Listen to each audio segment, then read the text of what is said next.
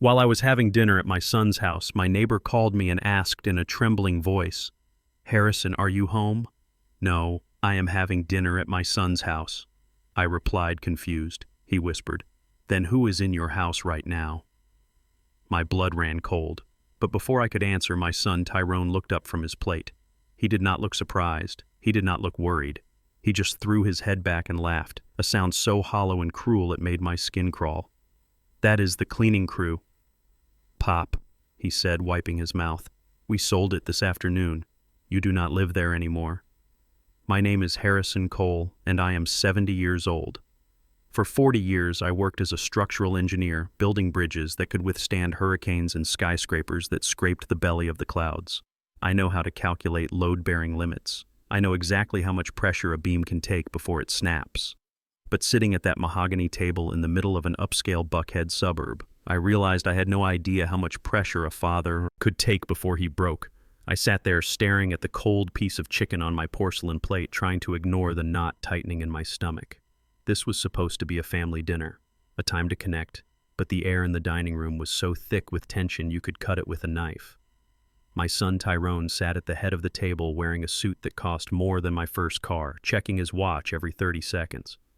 He is 32 years old, a stockbroker who talks fast and lives faster. But tonight his eyes were darting around the room, avoiding mine as if I were a creditor come to collect. To his right sat his wife, Emily. She is 28 years old, with blonde hair that is always perfectly styled and a phone that is surgically attached to her hand. Emily calls herself an influencer. She spends her days taking photos of latte art and posting about social justice causes she knows nothing about.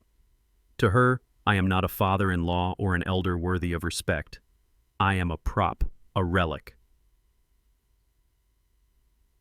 Convenient way to show her followers how inclusive and caring she is while treating me like a piece of furniture that clashes with her modern decor. The dinner was a disaster from the start. The food was bland and lukewarm, a catered meal pretending to be home-cooked. Emily pushed a bowl of quinoa salad toward me with a smile that did not reach her eyes. "You need to eat more." "Harrison," she said, her voice taking on that condescending tone people use with toddlers or pets. "We read an article today about how important nutrition is for seniors, especially those with cognitive decline." I gripped my fork tighter. "I do not have cognitive decline. My mind is as sharp as it was the day I patented a hydraulic system that is currently being used in half the buildings in downtown Atlanta. But they need me to be weak. They need me to be confused. It fits their narrative." "I am fine, Emily," I said, my voice steady. "I just am not hungry." She exchanged a look with Tyrone, a look that said, "See, I told you he is. I told you he..." Difficult. Then she turned back to me, sipping her white wine. "We were just thinking." "Dad." Tyrone started finally looking at me, his leg bouncing nervously under the table. "This house. You know the old place. It is a lot of work for one person. The stairs, the yard maintenance. It is dangerous. Here we go again. The same conversation we have been having for 6 months. They want me out of my house. The house I bought with my late wife Odette in the 80s. The house where we raised Tyrone. The house that is fully paid off and holds every memory I have left of the woman I loved for 40 years. I am perfectly capable of taking care of my house," I said, cutting him off. "I fixed the roof myself. Last spring. I mow my own lawn. I am not an invalid." Emily sighed, placing her hand on Tyrone's arm as if to calm him down, implying that I was the one being unreasonable. "It is not about capability, Harrison. It is about community," she said softly, the word dripping with fake sweetness. "We found this amazing facility just 20 minutes from here. It has assisted living wonderful nurses and so many activities. You would be with people your own generation instead of being isolated in that old neighborhood." Facility. That is the polite word for a warehouse where they store old people until they die. I looked around their dining room. I saw the crystal chandelier, the imported rugs, the art on the walls that looked expensive but meant nothing. And then my eyes caught something else, under the edge of the linen tablecloth. Near Tyrone's elbow, a stack of envelopes was peeking out. They were pink and red, not greetings cards, final notice bills. My engineer brain started calculating. Tyrone drives a leased BMW. Emily spends thousands on clothes to maintain her image, and yet they are hiding utility bills under the table. My son is not worried about my isolation. He is worried about his cash flow. He sees me not as a father, but as a piggy bank that is taking too long to break open. I was about to point out the envelopes when my phone buzzed in my pocket. The sound was loud in the silent room, startling Emily. "I apologize," I said, pulling out my old sturdy phone. It was Mr. Jenkins, my neighbor of 30 years, a Vietnam veteran who sleeps with one eye open and trusts no one except me and his German shepherd. "He never calls unless the house is on fire," I answered immediately. "Hello, Jenkins. Harrison." Jenkins' voice was low, tight, with a controlled panic that scared me more than if he had been screaming. "Where are you? Are you home?" "No, I am at Tyrone S. place for dinner." "Why? What is wrong?" "Listen to me carefully, Harrison. There is a truck in your driveway, a big box truck, no license plates, hardly any markings. 3 men are breaking down your front door right now." My hand tightened around the phone so hard the plastic creaked. "What are you talking about? Is it a robbery? Did you call the police?" "I do not think it is a robbery, Harrison. They are not sneaking around. They are moving fast. They just carried out your recliner in Harrison. They just tossed a box of vinyl records onto the front lawn. It looks like they are clearing the place out. My vinyl collection. Odette gave me those records. The original Miles Davis pressings. The Coltrane albums we used to dance to on Sunday mornings. They were throwing them on the grass like trash." I stood up so abruptly my chair scraped loudly against the floor. Floor startling Emily, who dropped her fork. "Harrison, what is it?" she asked, annoyed. "Who is calling you at this hour?" I ignored her. My eyes locked onto Tyrone. He was not looking at me. He was looking at his wine glass, twirling the stem, his jaw clenched tight. "I am coming home, Jenkins. Do not let them leave." I barked into the phone and hung up. I looked at my son. My heart was hammering against my ribs, a warning drumbeat of betrayal. "Tyrone." He did not look up. "Tyrone, look at me." I commanded, my voice booming with the authority I used to wield on construction sites. He slowly lifted his eyes, and what I saw there chilled me to the bone. There was no guilt, there was no shame, there was only a manic glassiness, the look of a man who has pushed all his chips into the center of the table and is waiting for the roulette wheel to stop. Jenkins says, "There are men in my house. They are taking my things." "Who are they?" "Tyrone." The silence stretched for a second, 2 seconds, then Tyrone smiled. It was not a happy smile. It was a jagged, broken thing. "They are not taking your things, Pop," he said, his voice terrifyingly calm. "They are clearing the property. Those are the movers." "Movers," I whispered, the room starting to spin. "What are you talking about?" "We sold it," Emily chimed in, picking up her wine glass again as if we were discussing the weather. "We closed the deal this afternoon. A cash buyer, investors. They wanted immediate possession. It was a great deal." "Harrison, really? You should be thanking us. Sold it." I repeated the words, tasting like ash in my mouth. "You cannot sell my house. It is my house. The deed is in my name." Tyrone let out a short, sharp laugh. "Not anymore. Remember the papers you signed last month? The insurance updates? The medical proxy? You signed a power of attorney. Pop, a full, durable power of attorney giving me control over your assets if you were deemed incapacitated." I stared at him. My mind flashed back to the pile of documents he had brought me weeks ago when I had the flu. He said they were just standard updates for my health insurance. He said he wanted to make sure everything was covered in case I got sick again. I had trusted him. He is my son. I signed them without reading the fine print, because who thinks their own child is handing them a death warrant? "I am not incapacitated," I growled, stepping toward him. "I am standing right here." "Dr. Evans disagrees," Emily said, checking her fingernails. "We have a letter from him stating that you have been showing signs of severe dementia, paranoia, confusion, aggression. It was enough to activate the power of attorney. The sale is legal." "Harrison, the money has already been wired for $150,000. Tyrone said, the number rolling off his tongue like a prayer cash. "Pop, do you know what that kind of money does? It solves everything. No more mortgage, No more sharks. No more problems.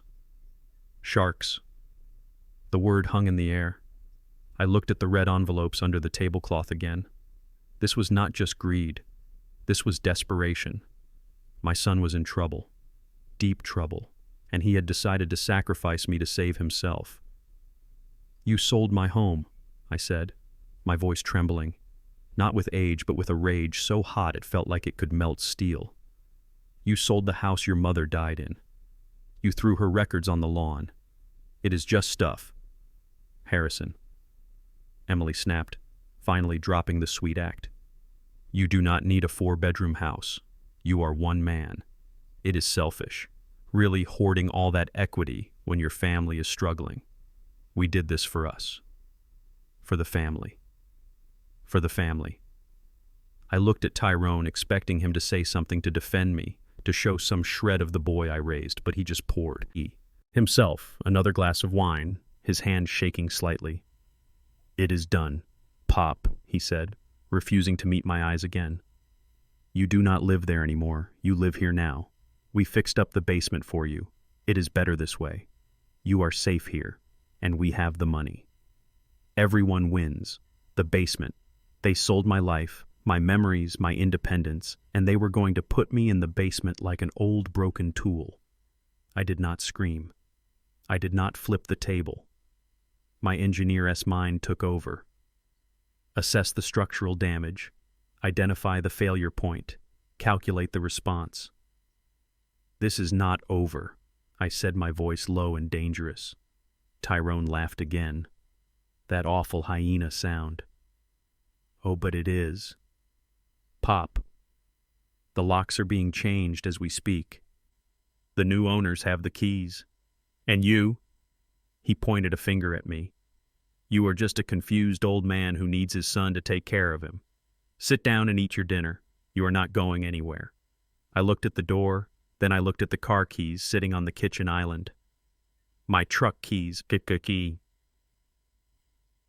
Lunged. Tyrone was younger and faster, but he was soft. He had spent his life in air-conditioned offices, sitting in ergonomic chairs. I had spent 40 years climbing steel girders and carrying concrete. I hit him with a shoulder check that knocked the wind out of him and sent him crashing into the sideboard. Crystal glasses shattered, raining down like jagged confetti. Harrison, Emily screamed, jumping up. "Stop it! You are crazy!" I grabbed my keys off the counter. My heart was pounding a frantic rhythm against my chest. "Run! Run! Run! I am going home!" I shouted over my shoulder. "You cannot drive!" Tyrone gasped, struggling to get up from the floor. "You are not insured anymore. I canceled it." I did not listen. I slammed the front door behind me and sprinted to my old Ford F-150. It was a beat-up truck, rusted around the wheel wells, but the engine was solid. I turned the key and the V8 roared to life, a sound of freedom and fury. As I backed out of the driveway, I saw Tyrone running out the front door, his face red with rage. He was shouting something, waving his arms, but I was already gone. Tires screeching against the asphalt. I drove faster than I should have, my hands gripping the steering wheel so hard my knuckles turned white. The streetlights blurred past like streaks of fire. My mind was racing, trying to make sense of the nightmare. They sold it. They forged my consent. They think I am crazy. I reached for my phone again and dialed Jenkins. "I am 5 minutes away," I told him. "Are they still there?" "Yeah," Jenkins replied, his voice grim. "And Harrison, you better hurry. One of them just brought out a sledgehammer. They are taking down the framing on the porch. My porch. The porch I built with my own hands the summer Odette was pregnant with Tyrone. The porch where we sat and watched him learn to ride a bike. The porch where I held Odette's hand as she took her last breaths, enjoying the fresh air one last time. They were destroying it. I pressed the accelerator to the floor, the engine whined in protest, but the truck surged forward. I was not just fighting for a house. I was fighting for my dignity, for my history, and God help anyone who stood in my way. As I turned onto my street, I saw the flashing lights, not police lights, orange hazard lights. A massive dumpster was sitting in the middle of my driveway, overflowing with my furniture, my life piled up like garbage. And there in the yard were 3 men. One of them was swinging a sledgehammer into the railing of my porch. Splinters of wood flew into the night air. I did not stop. I did not slow down. I honked the horn, a long, angry blast, and drove my truck right up onto the lawn, aiming straight for the man with the hammer. He dove out of the way just in time, dropping the tool. I slammed on the brakes, the truck skidding to a halt, tearing up the grass. Odette used to tend so carefully. I kicked the door open and stepped out, grabbing the tire iron from behind the seat. "Get off my property!" I roared, my voice echoing through the quiet neighborhood. The men stopped looking at each other confused. They were big, burly men just doing a job. But they paused when they saw me. I might be 70 years old, but tonight, with the tire iron in my hand and the fire of betrayal in my eyes, I must have looked like a demon. "Hey, old-timer," one of them said, holding up his hands. "We have a work order," the owner said, to gut the place. "I am the owner," I shouted, swinging the iron through the air. "Make a move and I will show you how much fight this old man has left." Just then, a sleek black car screeched to a halt at the curb. Tyrone and Emily jumped out, followed closely by a police cruiser with its lights flashing. "Officer, that is him," Tyrone shouted, pointing at me dramatically. "That is my father. He is having a psychotic break. He has a weapon. He is dangerous." The two police officers stepped out of their car, hands hovering over their holsters. They were young, white, and looking at an angry black man holding a steel bar in a nice neighborhood. I knew exactly how this looked. Yeah. "Knew the danger I was in. Drop the weapon, sir," one of the officers yelled, blinding me with his flashlight. "Drop it now." I looked at Tyrone. He was standing behind the police, smirking slightly. He had the paperwork. He had the narrative. He had the power, or so he thought. I lowered the tire iron slowly, dropping it to the grass, raising my hands. "This is my house," I said, my voice breaking. "My son is stealing my house." "Sir." "Step away from the vehicle," the officer commanded, ignoring my words. "We have a report of a disturbance and trespassing." "Trespassing?" I laughed, a bitter, broken sound.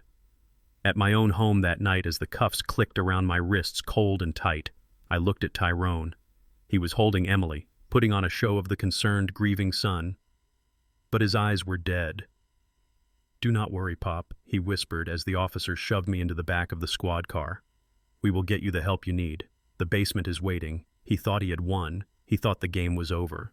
But as the police car pulled away, leaving my home to be torn apart by vultures, I made a vow. I am Harrison Cole. I built skyscrapers. I survived storms, and I was going to bring this whole house of cards crashing down on their heads no matter what it cost me. Before I continue this story, let me know where you are watching from in the comments below. Hit like and subscribe if you have ever had to stand up to family who underestimated your worth. You are not going anywhere, Harrison. Emily hissed, standing in the doorway with her arms crossed. She looked small and fragile in her designer silk blouse, but her eyes held the cold, dead stare of a shark. She blocked the exit to the kitchen, her body rigid. "You cannot drive. The insurance is canceled. Remember? And the keys to your truck are gone.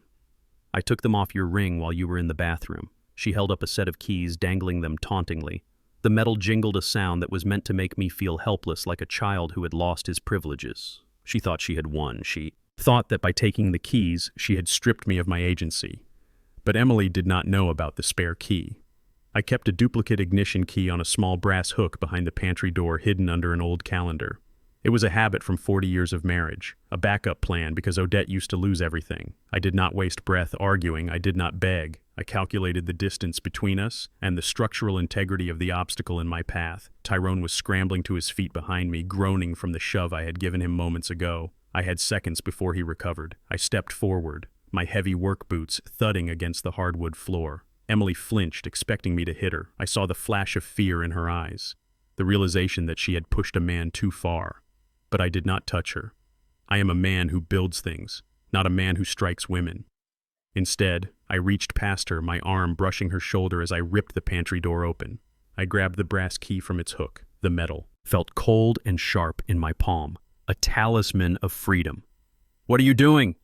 Tyrone shouted, lunging for me. He grabbed the back of my jacket, his fingers digging into the fabric. I spun around, using the momentum to break his grip. I was 70 years old and my joints ached when it rained, but I had spent my life lifting steel beams and pouring concrete. Tyrone had spent his life lifting lattes and poring over spreadsheets. There was no contest. I drove my shoulder into his chest, not hard enough to break ribs, but hard enough to knock the wind out of him again. He stumbled back, crashing into the kitchen island, gasping for air. "Harrison, stop!" Emily shrieked, her voice shrill and panicked. "You are having an episode. You are dangerous." I ignored her. I slammed the door leading to the garage and locked it behind me. The sound of the deadbolt sliding home was satisfying, a small victory in a night of defeats. I ran to my truck, my 1990 Ford F-150. It was beat up. The paint was peeling and the upholstery smelled like old coffee and sawdust, but it was mine. I jammed the spare key into the ignition and prayed. The engine sputtered once, twice, then roared to life with a familiar throaty growl. It was the sound of loyalty. I hit the button for the garage door, but nothing happened. They had cut the power to the opener. Of course they had. They had thought of everything, or so they believed. I put the truck in reverse and looked in the rearview mirror. The garage door was reinforced, aluminum sturdy but not invincible. I revved the engine, gripping the steering wheel until my knuckles turned white. "I am sorry, Odette," I whispered. I released the brake and slammed on the gas. The truck shot backward. The impact was deafening. Metal screeched, wood splintered, and the garage door buckled outward, tearing off its tracks. The truck shuddered but kept moving, bursting through the barrier and into the cool night air. I did not look back at the house. I shifted gears and peeled out of the driveway, leaving tire marks on their pristine suburban lawn. I drove faster than I should have. The streetlights blurred into streaks of yellow fire. My heart was pounding a frantic rhythm against my ribs, anger and adrenaline mixing into a potent cocktail. They sold my house. The words played on a loop in my mind. They sold my memories. They sold my life. It took me 20 minutes to cross town to the old neighborhood.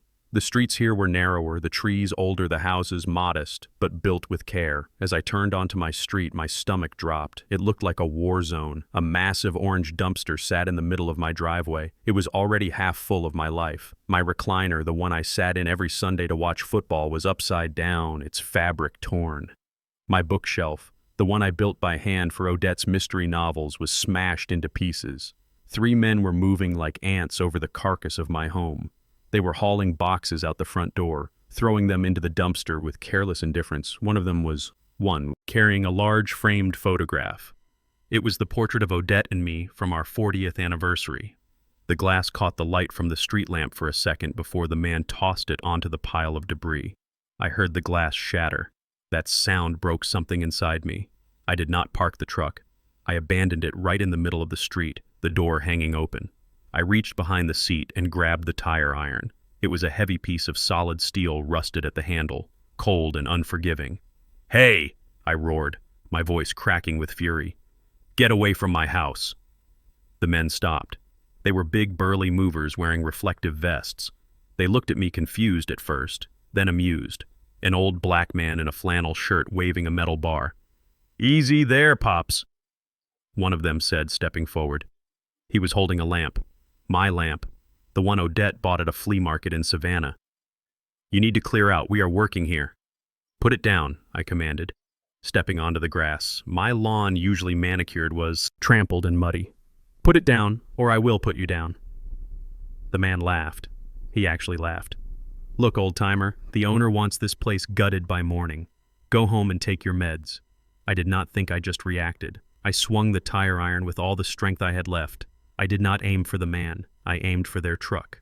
The steel bar connected with the windshield of their box truck with a sickening crunch, the safety glass spiderwebbed, instantly turning opaque white. "What the hell?" the man shouted, dropping the lamp. It shattered on the driveway. I swung again, taking out the side mirror. I swung again, denting the fender with a loud metallic clang. "Get off my property," I screamed, swinging the iron through the air, creating a perimeter of rage. "This is my home." The men backed away, hands raised, realizing this was not a normal job. This was a man with nothing left to lose. "Call the cops," one of them yelled, running toward the cab of the truck.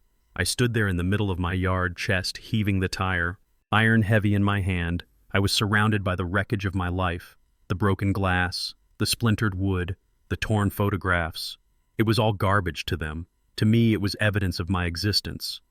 Then the world turned red and blue. Sirens wailed, cutting through the night air. 2 police cruisers screeched to a halt at the curb, blocking my truck. Doors flew open and officers spilled out, weapons drawn. "Drop the weapon, police! Drop it now!"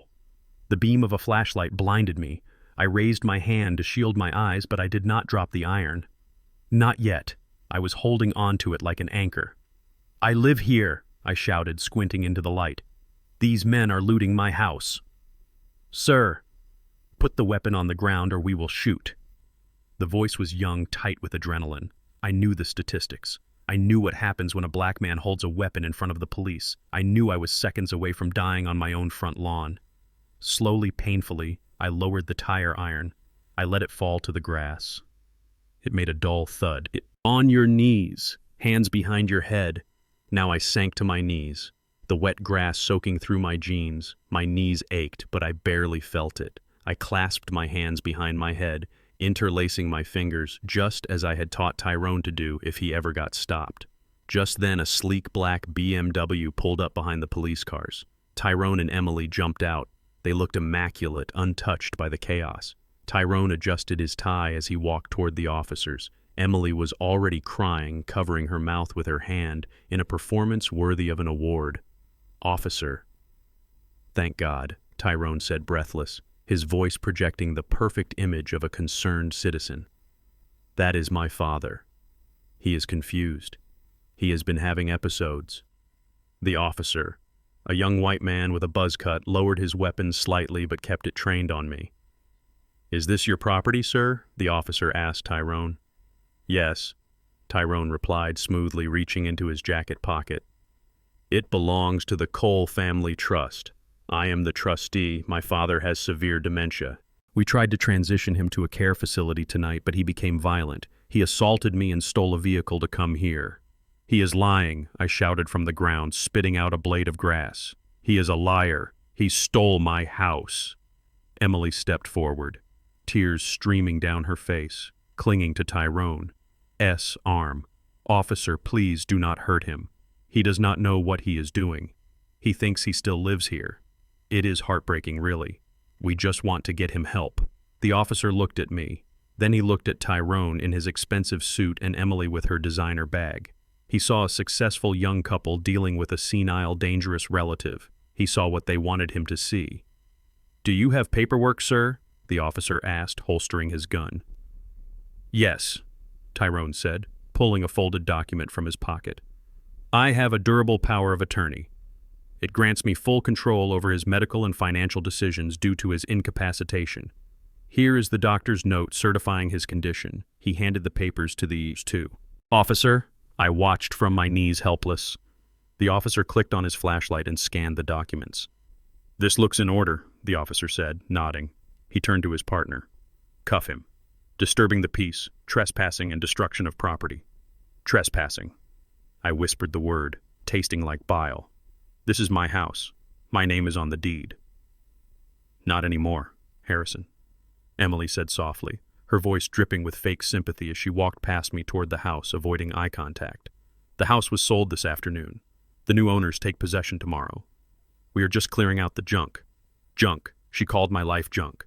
The officer grabbed my wrists and pulled them behind my back. The handcuffs clicked shut, cold and tight, biting into my skin. I was hoisted to my feet, not gently.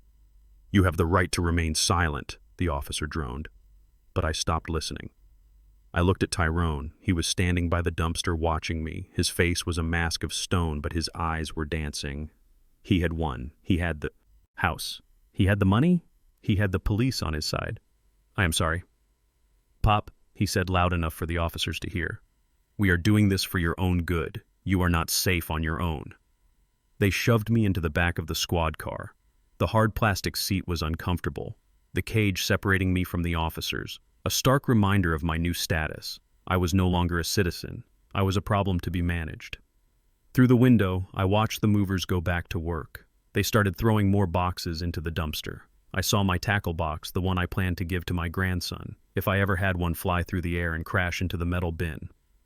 Tyrone put his arm around Emily, and they walked toward the house, my house as if they owned it. They did not look back at me. As the police car pulled away, the red and blue lights reflecting off the broken windows of my home, I felt a cold clarity settle over me. They thought this was the end. They thought they had buried me under paperwork and lies. They were wrong. I sat up straight in the back of the cruiser, ignoring the pain in my shoulders. I did not cry. I did not shout. I started to plan. Because Tyrone had made one fatal mistake. He thought he was dealing with a confused old man. He forgot that I was an engineer, and engineers know that every structure, no matter how impressive, has a weak point. You just have to find it and apply the right amount of pressure. I closed my eyes and listened to the siren. It was not the sound of defeat. It was the sound of the war beginning. The fluorescent lights of the police station hummed with a low headache-inducing buzz. I sat on a hard wooden bench, my wrists sore where the metal cuffs had bitten into the skin. It was 2 a.m. The station smelled of stale coffee and misery. I was 70 years old, a man who had never broken a law in his life. Yet here I was waiting like a common criminal for someone to claim me. Finally, the heavy security door buzzed open. Tyrone walked in. He did not look worried. He looked annoyed. He was adjusting his silk tie, his eyes scanning the room with a mixture of arrogance and impatience. He signed the paperwork at the front desk with a flourish of his expensive pen, not even glancing at me until the officer unlocked the holding cell gate. "Let us go, Pop," Tyrone said, his voice flat. "You are lucky I have friends in the department, or you would be spending the night in county." I stood up slowly, my knees popping. I wanted to tell him that I did not need his luck, that I needed my home, but I kept my mouth shut. I followed him out into the cool Atlanta night.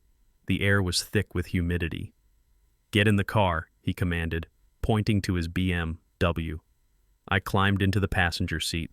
The leather was soft. The interior smelled of new car and vanilla. It was a stark contrast to the rusty truck I had just lost. We drove in silence. The city lights blurred past, reflected in the dark windows. I watched the route, expecting him to turn toward the old neighborhood, toward the wreckage of my home. But he turned left toward the highway, toward Buckhead. "Where are we going?" I asked, my voice raspy. "We are going home," Tyrone replied, keeping his eyes on the road. "My house, not yours. Yours is gone. Pop, get used to it." The drive took 20 minutes. When we pulled into his driveway, the massive house loomed in the darkness like a fortress. Emily was waiting at the front door. Her arms crossed her face, a mask of disapproval. "I cannot believe you caused such a scene," she hissed as we walked up the steps. The neighbors were watching. "Do you know how embarrassing that is?" I did not answer. I just looked at her, thinking about the days when I used to bounce her on my knee, thinking she was a sweet girl, good for my son. I had been blind. Inside the house was cool and quiet. Tyrone did not lead me to the guest room with the plush carpet and the queen-sized bed where I had stayed during holidays. No, he led me to the kitchen and opened the narrow door that led downstairs, the basement down. "You go," Pop Tyrone said, gesturing into the darkness. I looked at him, then at the dark stairwell. "You are putting me in the cellar." "It is a finished basement," Tyrone said, defensive. "We put a bed down there. It is private. You will have your own space. And honestly, after tonight, I do not trust you upstairs. You might try to burn the place down." I walked down the stairs. The air grew cooler with every step, damp and heavy. The smell of mildew and unwashed concrete hit me. It was a finished basement in name only. The walls were drywall but unpainted. The floor was cold linoleum. In the corner sat a lumpy twin mattress on a metal frame dressed with old sheets. I recognized from my house 20 years ago. "This is it," Tyrone said, standing at the top of the stairs. "Do not try to leave. The alarm is set. If you open a door or window, the police will be here in 3 minutes, and this time I will not bail you out."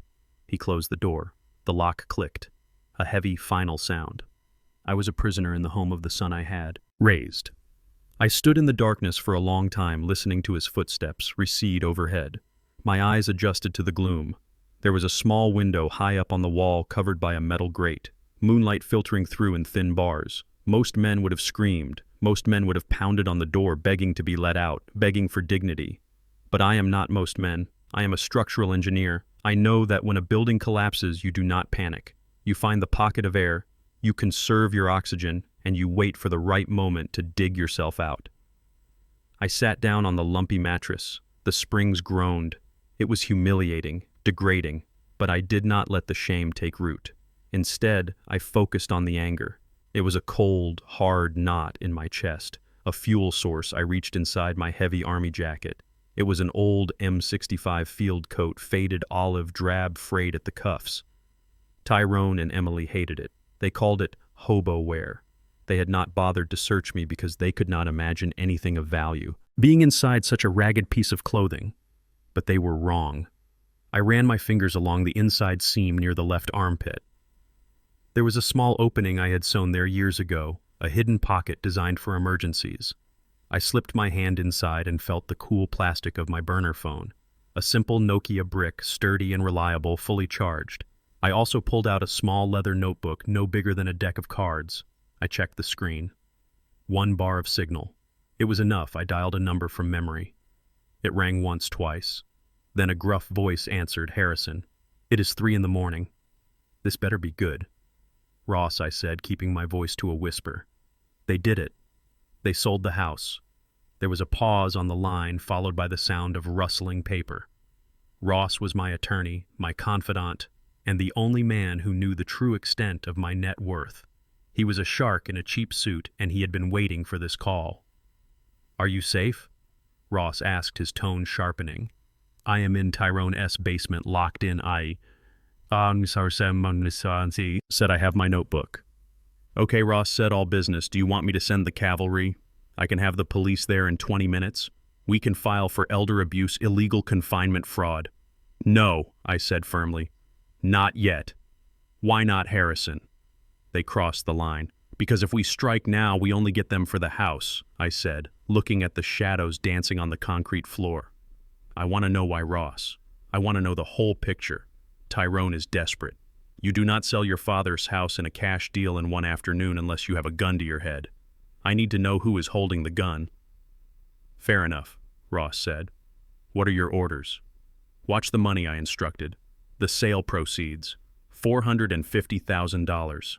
It should hit Tyrone's account tomorrow morning. I want to know where every single cent goes. Do not freeze it. Let him feel rich. Let him feel safe." "Understood," Ross said. "And Harrison?" "Yeah, keep your phone off during the day. Check in only at night. Stay sharp. Old friend?" I ended the call and slipped the phone and notebook back into the hidden lining of my jacket. I patted the fabric smooth, making sure it looked flat. I lay back on the mattress, staring at the unfinished ceiling beams. I counted the joists, analyzing the load distribution. It was a calming exercise, a way to keep my mind from spiraling. I must have dozed off because I was jolted awake by the sound of voices. It was not morning yet. The basement was still dark, but light was bleeding through the cracks in the floorboards above me. Tyrone and Emily were in the kitchen, directly overhead. The house was old construction, and the HVAC vents acted like a primitive intercom system carrying sound straight down to me. I stood up and moved quietly to the corner where the metal ductwork ran along the wall. I pressed my ear against the cold, galvanized steel. I cannot believe we pulled it off. Emily's voice echoed down, tinny and distorted, but clear enough. She sounded drunk, giddy. $450,000, Tyrone.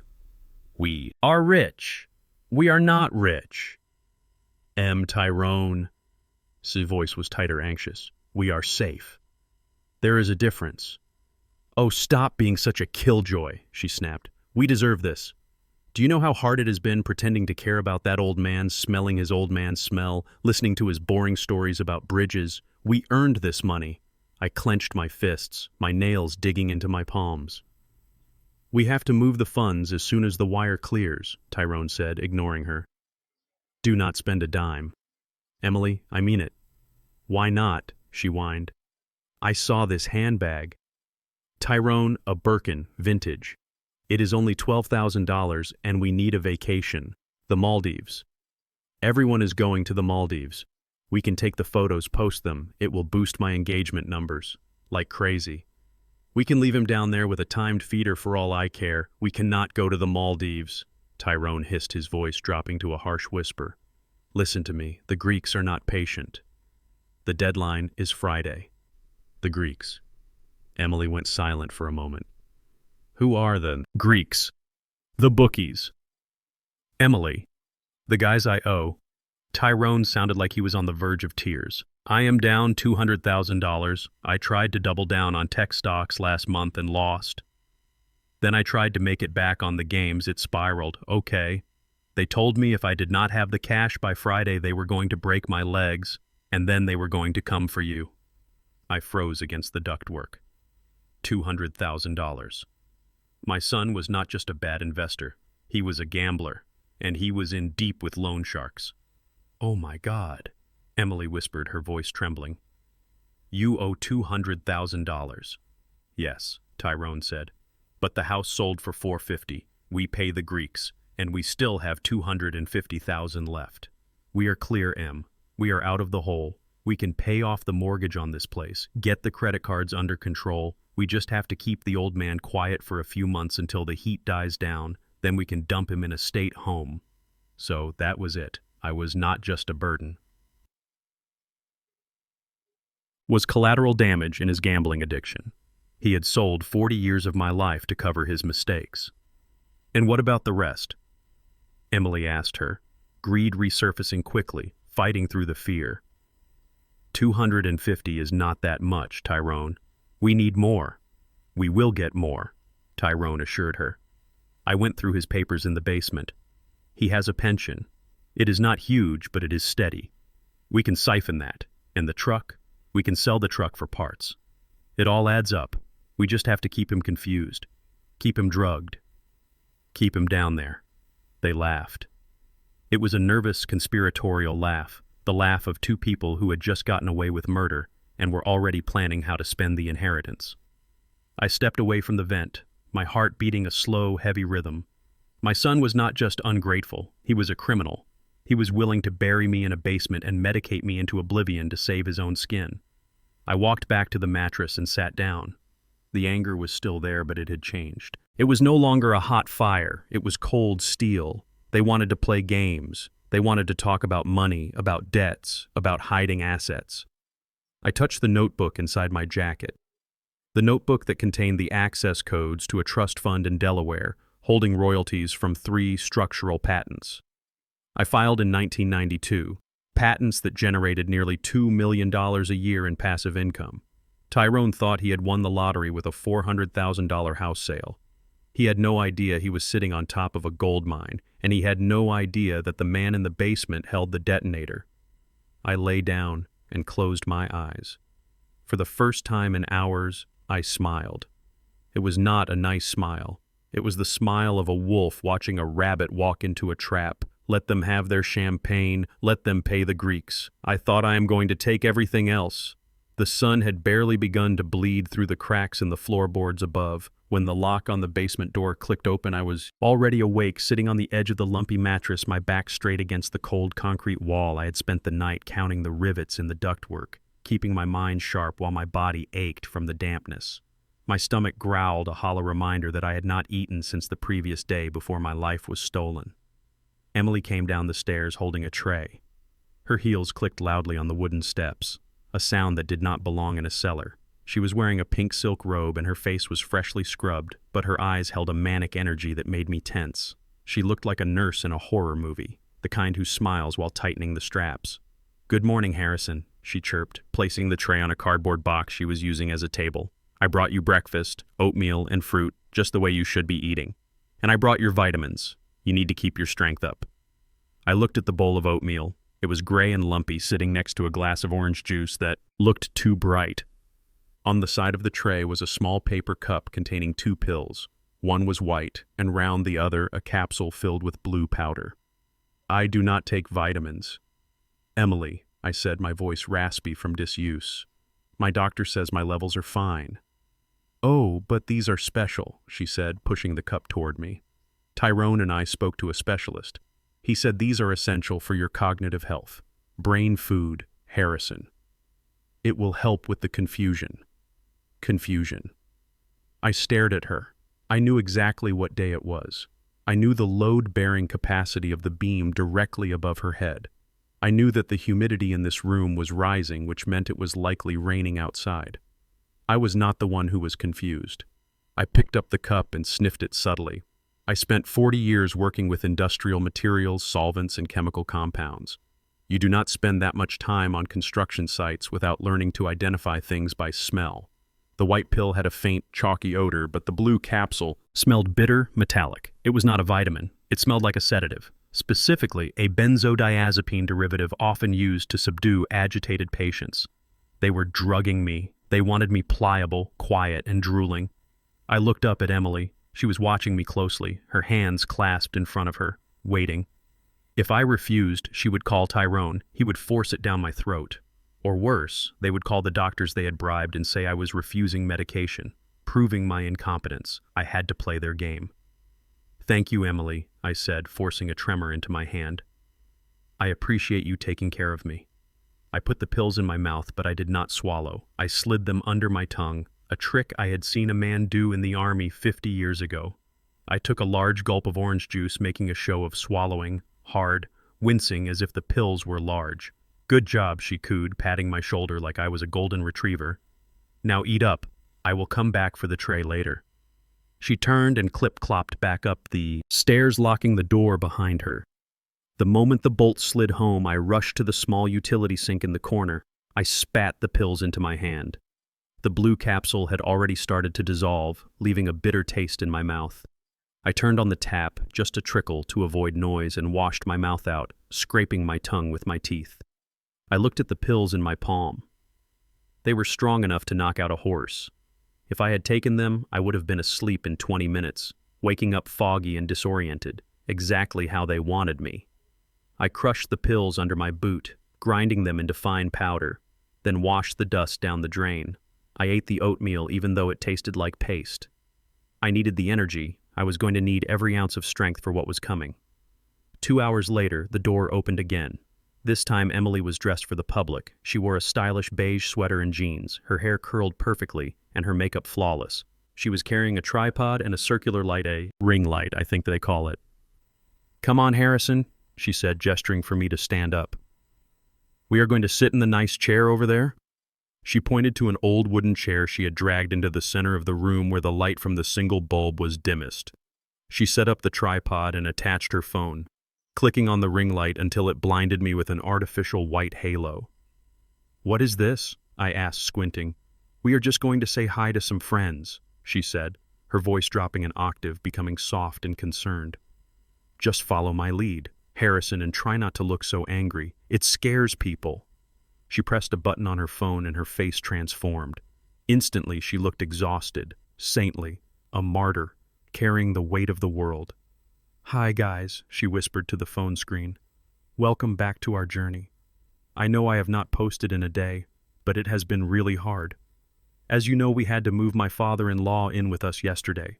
His dementia has progressed so fast, I watched her. Fascinated by the lie. She was building a narrative brick by brick. Yesterday was really scary. She continued, glancing at me with fearful eyes. He got violent. He did not know who Tyrone was. He thought we were stealing his house. We had to protect him from himself. It is so expensive providing this kind of 24-hour care. Guys, if you can spare anything, the link is in my bio. Every little bit helps us keep Harrison safe. She turned the camera toward me. "Say hi, Harrison," she said, her voice thick with fake emotion.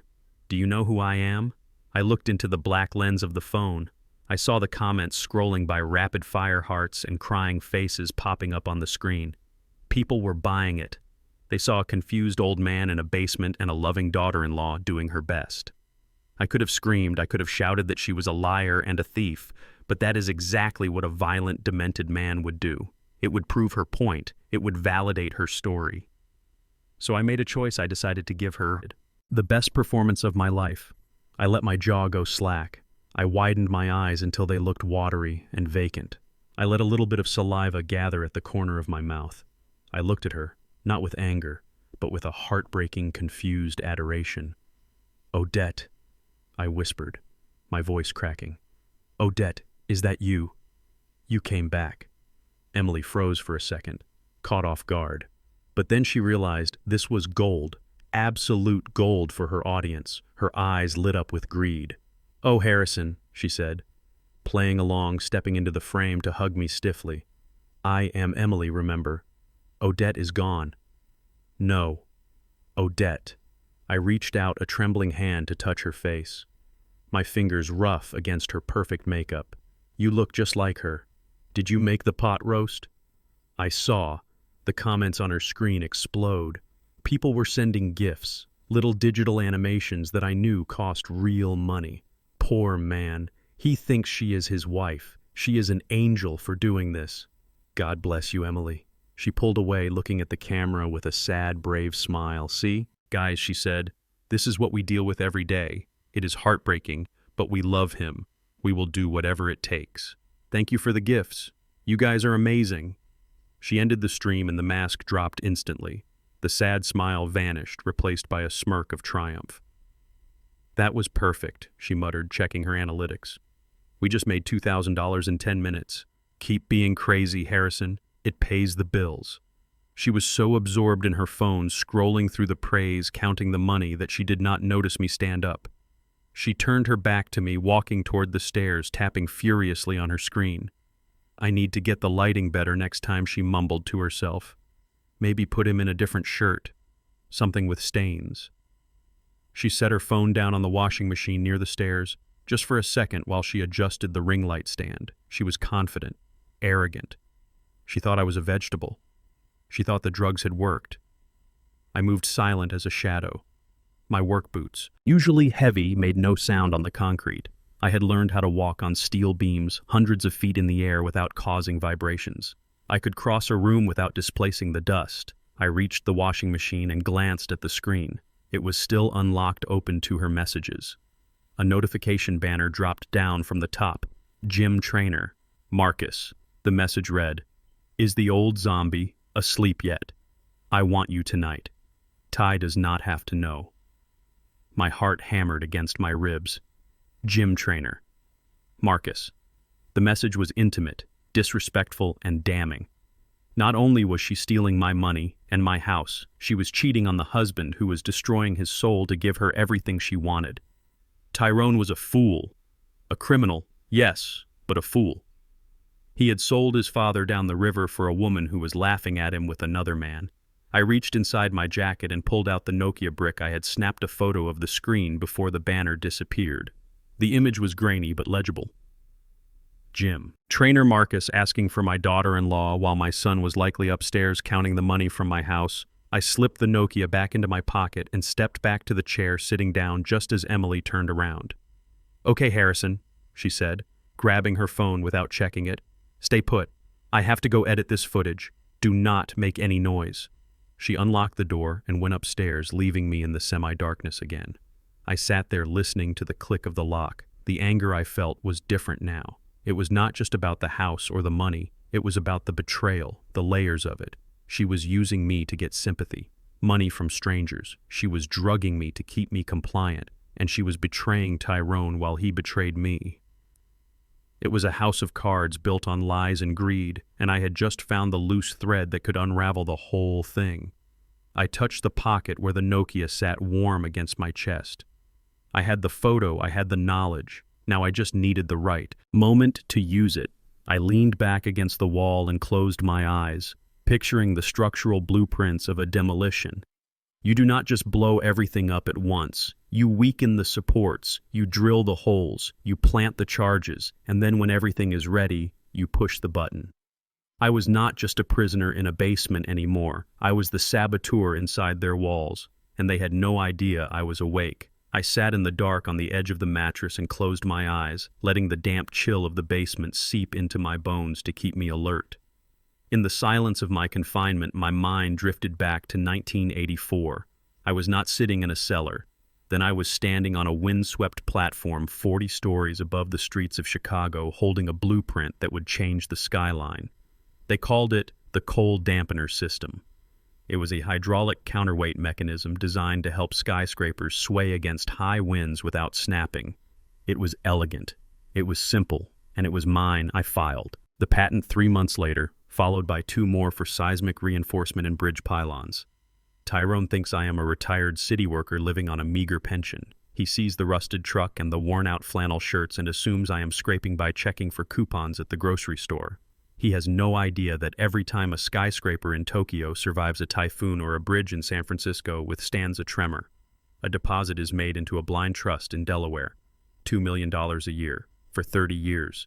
The money piled up quiet and unseen like silt at the bottom of a river. I never touched it. I lived off my salary because I wanted to teach my son the value of $1. I wanted him to build his own life. not stand on a pile of my cash and call himself tall. Now, as I sat in the prison he had built for me, I realized my mistake. I had hidden the money so well that he thought I was worthless. I had taught him that I was a man of small means, so he treated me with small respect. He did not know he had locked a multimillionaire in his basement. He did not know that the man he was planning to discard like trash could buy and sell him 10 times over before breakfast. The sound of the lock turning snapped me back to the present. The door swung open and light flooded the stairs, blinding me momentarily. Tyrone stomped down the steps, holding a bundle of fabric. He looked manic, his eyes wide and bloodshot, his tie loosened around his neck. He threw the bundle at me. It hit my chest with a dusty thud. "Put these on," he ordered, his voice tight with stress. I unfolded the clothes. It was a pair of stained sweatpants with a hole in the knee and a t-shirt that smelled of mildew and old sweat. They were rags, the kind of clothes you would find in a donation bin that had been rejected. Why, I asked, dropping them on the mattress.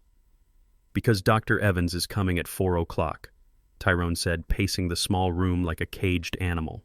"He needs to see the decline. Pop, you need to look the part. You are not Harrison Cole, the engineer, anymore. You are Harrison, the senile old man who wets himself and forgets his own name." He stopped pacing and looked at me with disgust. He reached into his pocket and pulled out my wallet. It was an old leather bifold cracked at the spine, shaped to my hip from years of use. He flipped it open and pulled out the cash inside. $40. He laughed, a short barking sound that echoed off the concrete walls. $40. Pop. This is it. This is your whole life. A lifetime of working with your hands getting dirty, sweating in the sun, and this is what you have to show for it. He threw the bills on the floor as if they were contaminated. "You are pathetic," he spat. "You spent your whole life being careful, saving pennies, fixing your own roof. And look where it got you. You are broke, you are old, and you are in my basement wearing my cast-offs." I looked at the bills on the floor. I did not pick them up. I looked at my son standing there in his Italian suit that I knew he had bought on. Credit sneering at the $40 that I had earned with honest work. "You measure a man by his wallet, Tyrone," I said softly. "That is why you are empty." He stepped forward, his face twisting into a snarl. "Do not lecture me, old man. You do not get to lecture me. You are the failure here, not me. I am making moves. I am closing deals. I just sold a house for $500,000. What have you done lately besides drool?" He did not wait for an answer. He kicked the mattress, sending dust motes dancing into the light. "Put on the rags," he commanded. "If you are not wearing them when I come back down with the doctor, I will make you regret it, and do not try anything stupid. Evans is on my payroll. He sees what I pay him to see."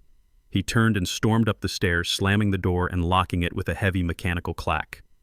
I waited until his footsteps faded into the kitchen above. Then I stood up, I picked up the rags and folded them neatly, placing them on the chair. I would wear them later. I would play his game for now. But tonight the game would change. I went to the small window high on the wall. It was a narrow, rectangular opening meant for ventilation, covered by a metal grate and a layer of grime. Earlier that afternoon, while Emily was busy editing her video, I had used a loose nail I found behind the washing machine to work on the screws holding the grate in place. It had taken hours of patient, silent scraping. The screws were rusted, painted over layers of neglect, but rust has a yield point. I had applied torque, slowly, consistently, turning them a fraction of a millimeter at a time. I climbed up onto the washing machine, my boots finding purchase on the metal lid. I reached up and tested the grate. It was loose.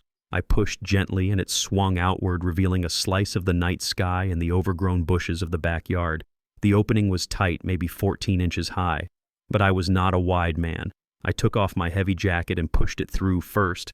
Then I hoisted myself up. I felt the rough concrete scrape against my ribs, a sharp pain that told me I was alive. I exhaled completely, collapsing my chest and wiggled through the opening. My shoulders scraping the sides, I tumbled out onto the damp earth, landing in the mulch behind the hydrangea bushes.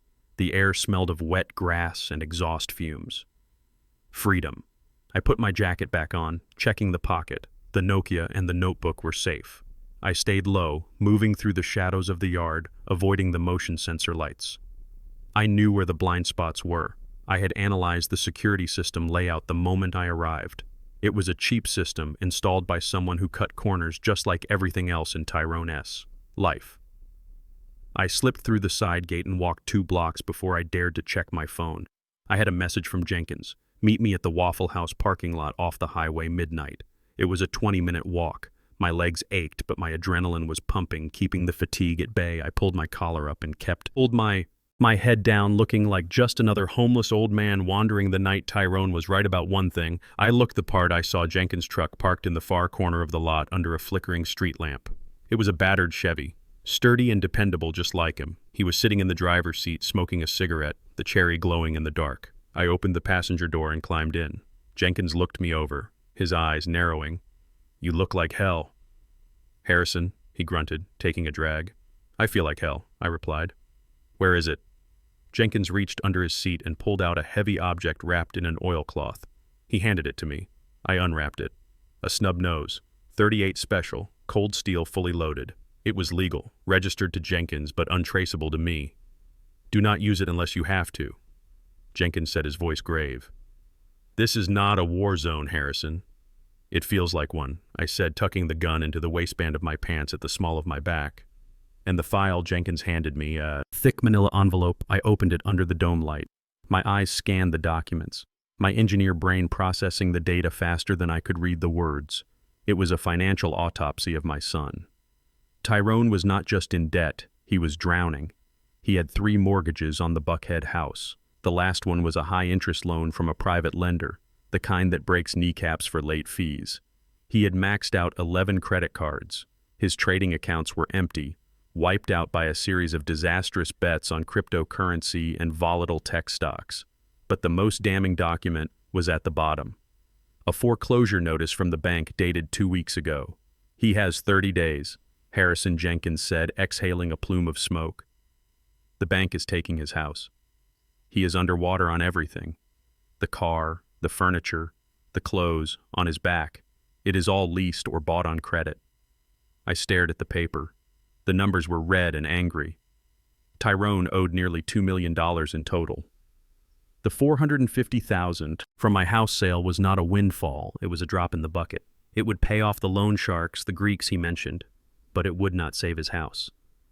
"He needs more," I whispered, realizing the full scope of his desperation. "He needs everything," Jenkins confirmed. "He needs your pension. He needs your Social Security. He needs every asset you have just to keep the lights on for another 6 months. He is not trying to get rich, Harrison. He is trying to stay out of prison, or the morgue." I looked out the window at the highway, the cars rushing by, oblivious to the ruin sitting in this truck. My son was a failure, a man who had been given every opportunity, every advantage, and had squandered it all on an image, a hologram of success. "He thinks I am the burden," I said quietly. "He thinks I am the one dragging him down." Jenkins flicked his cigarette out the window, watching the sparks die on the asphalt.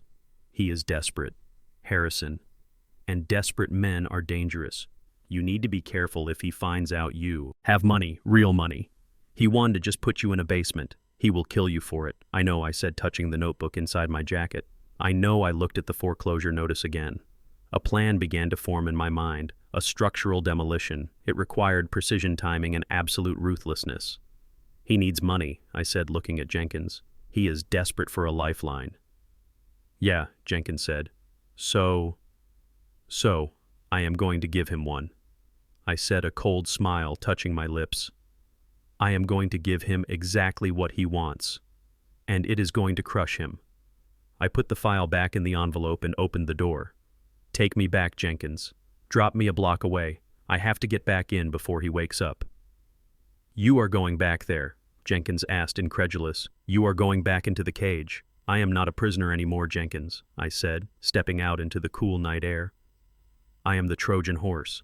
I walked back to the house, slipping through the shadows, my mind racing with calculations, load limits, stress points, failure modes. Tyrone wanted to play games with money. He wanted to treat people like assets and liabilities. Fine. I would show him what a real liability looked like. I would show him the cost of underestimating the man who built the foundation he was standing on. I climbed back through the window, squeezing my body through the grate, and dropped onto the washing machine. I replaced the grate, tightening the screws just enough to hold but loose enough to open again. I stripped off my jacket and hid the gun. the phone and the file inside the lining of the old sofa in the corner. I lay down on the mattress just as the sun began to paint the sky gray. I was exhausted, hungry, and my body screamed in protest. But I felt a strange calm. Tyrone was going to come down here in a few hours expecting to find a broken, confused old man. Instead, he was going to find a gold mine, and he was going to dig until he buried himself alive. The heavy deadbolt slid back with a metallic clack that echoed against the cinder block walls like a gunshot. I was already sitting up on the edge of the mattress, my hands resting on my knees, waiting. The morning light was just a gray suggestion filtering through the cracks in the ceiling, but down here, time was measured by the visits of my jailers. Tyrone stomped down the stairs, bringing with him the smell of expensive cologne and stale anxiety. He was wearing the same suit from yesterday, but it looked rumpled now as if he had slept in it, or had not slept at all. He carried a plastic bowl covered in cling wrap and a bottle of water. "Here, Pop," he muttered, not looking at me, placing the food on the washing machine. "Eat up. I have a busy day. I cannot be babysitting you." He turned to leave, his movements jerky and agitated. He was a man running out of time. The foreclosure notice I had seen last night was ticking away in his pocket, a time bomb he could not defuse. "Tyrone," I said. My voice was not the raspy, confused croak I had used for the camera yesterday. It was the deep, resonant baritone of a man who had commanded crews of 200 steelworkers. It was the voice of his father. He froze his hand, hovering over the handrail. He turned slowly, his brow furrowed in confusion. "What did you say?" he asked, squinting at me in the dim light. I said, "Look at me, son." I stood up slowly, unfolding my 6-foot frame to its full height. I did not stoop, I did not shake. I looked him dead in the eye, channeling every ounce of authority I possessed. Tyrone stepped back instinctively, a flicker of fear crossing his face. "You took your meds, right?" Emily said. "You took them. You are supposed to be calm." "I am calm, Tyrone. I am clearer than I have been in months." I took a step toward him. I saw his eyes dart to the door, wondering if he could make it up the stairs and lock me in again, but curiosity held him. Curiosity and the desperate hope that maybe, just maybe, I had something to say that could save him. I had a moment of clarity last night. I lied, my voice steady and convincing. Maybe it was the shock of the move, or maybe the fog just lifted for a minute. But I remembered something important. Tyrone crossed his arms, trying to regain his composure. "What are you talking about?" "Pop, go back to sleep. You are imagining things." "I am not imagining this," I said, leaning against the washing machine, casual, confident. I remembered the safety deposit box. Tyrone scoffed. "You do not have a safety deposit box." "Pop, we checked your accounts. We checked everything. You have a checking account with $2,000 and a pension that barely covers groceries. Do not waste my time. Not my box," I corrected him quietly. "Your mother's." The mention of Odette made him pause. He knew his mother was the one who handled the savings, the one who tucked money away in coffee cans and under mattresses, the one who planned for rainy days. "Mom," he asked, his voice losing its edge.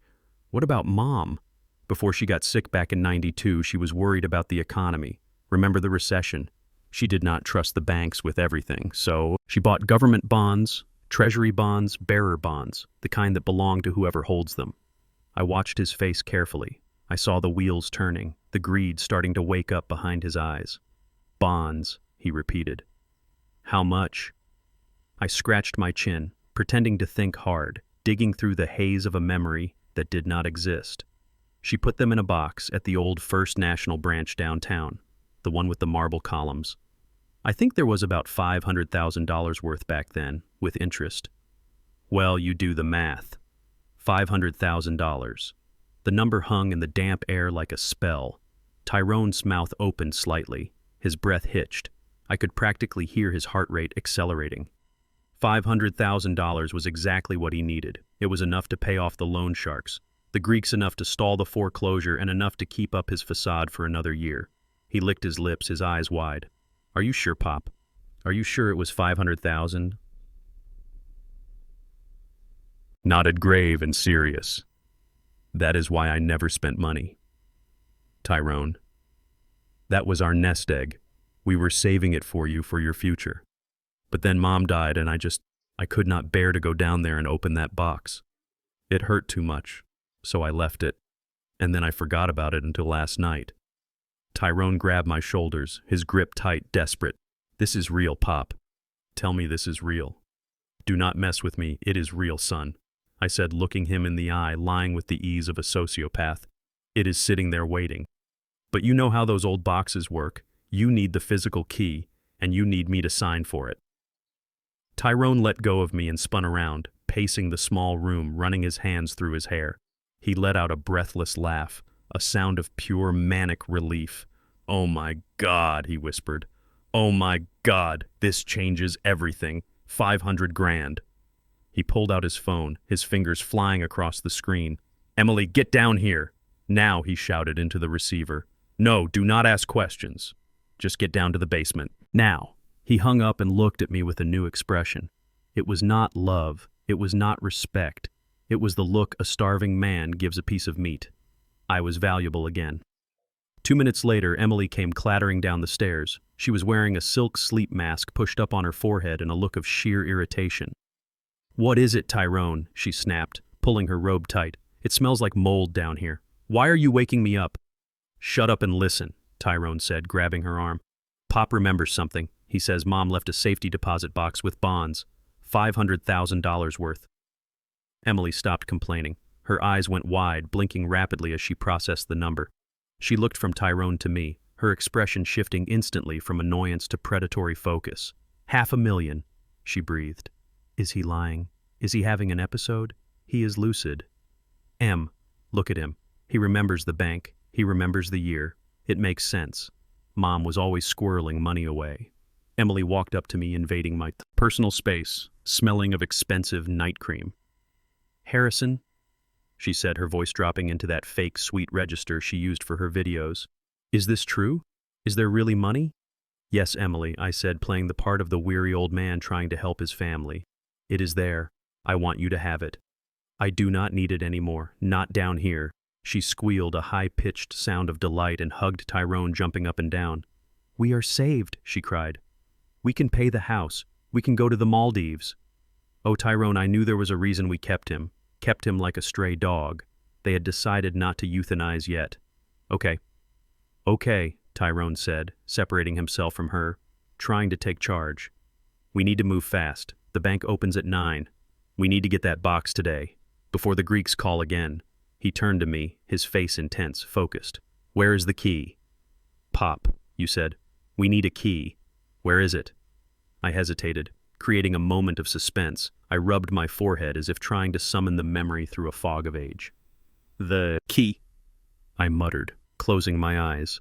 It was a small brass key. Mom kept it in a special place. She said it had to be somewhere nobody would look. Somewhere safe. Think. "Harrison," Emily urged her, nails digging into my arm. "Where is it? Is it in your wallet? We checked your wallet." "No, not in my wallet." I opened my eyes, looking at them with feigned sadness. She sewed it inside the lining of her favorite thing. She wanted to keep it close. "What thing?" Tyrone demanded, shaking me slightly. "What thing?" "Pop, the teddy bear," I said softly. That old tattered bear she kept on her bedside table. The one with the missing eye, Mr. Cubby. She sewed it into the stuffing of the stomach. The room went silent, deathly silent.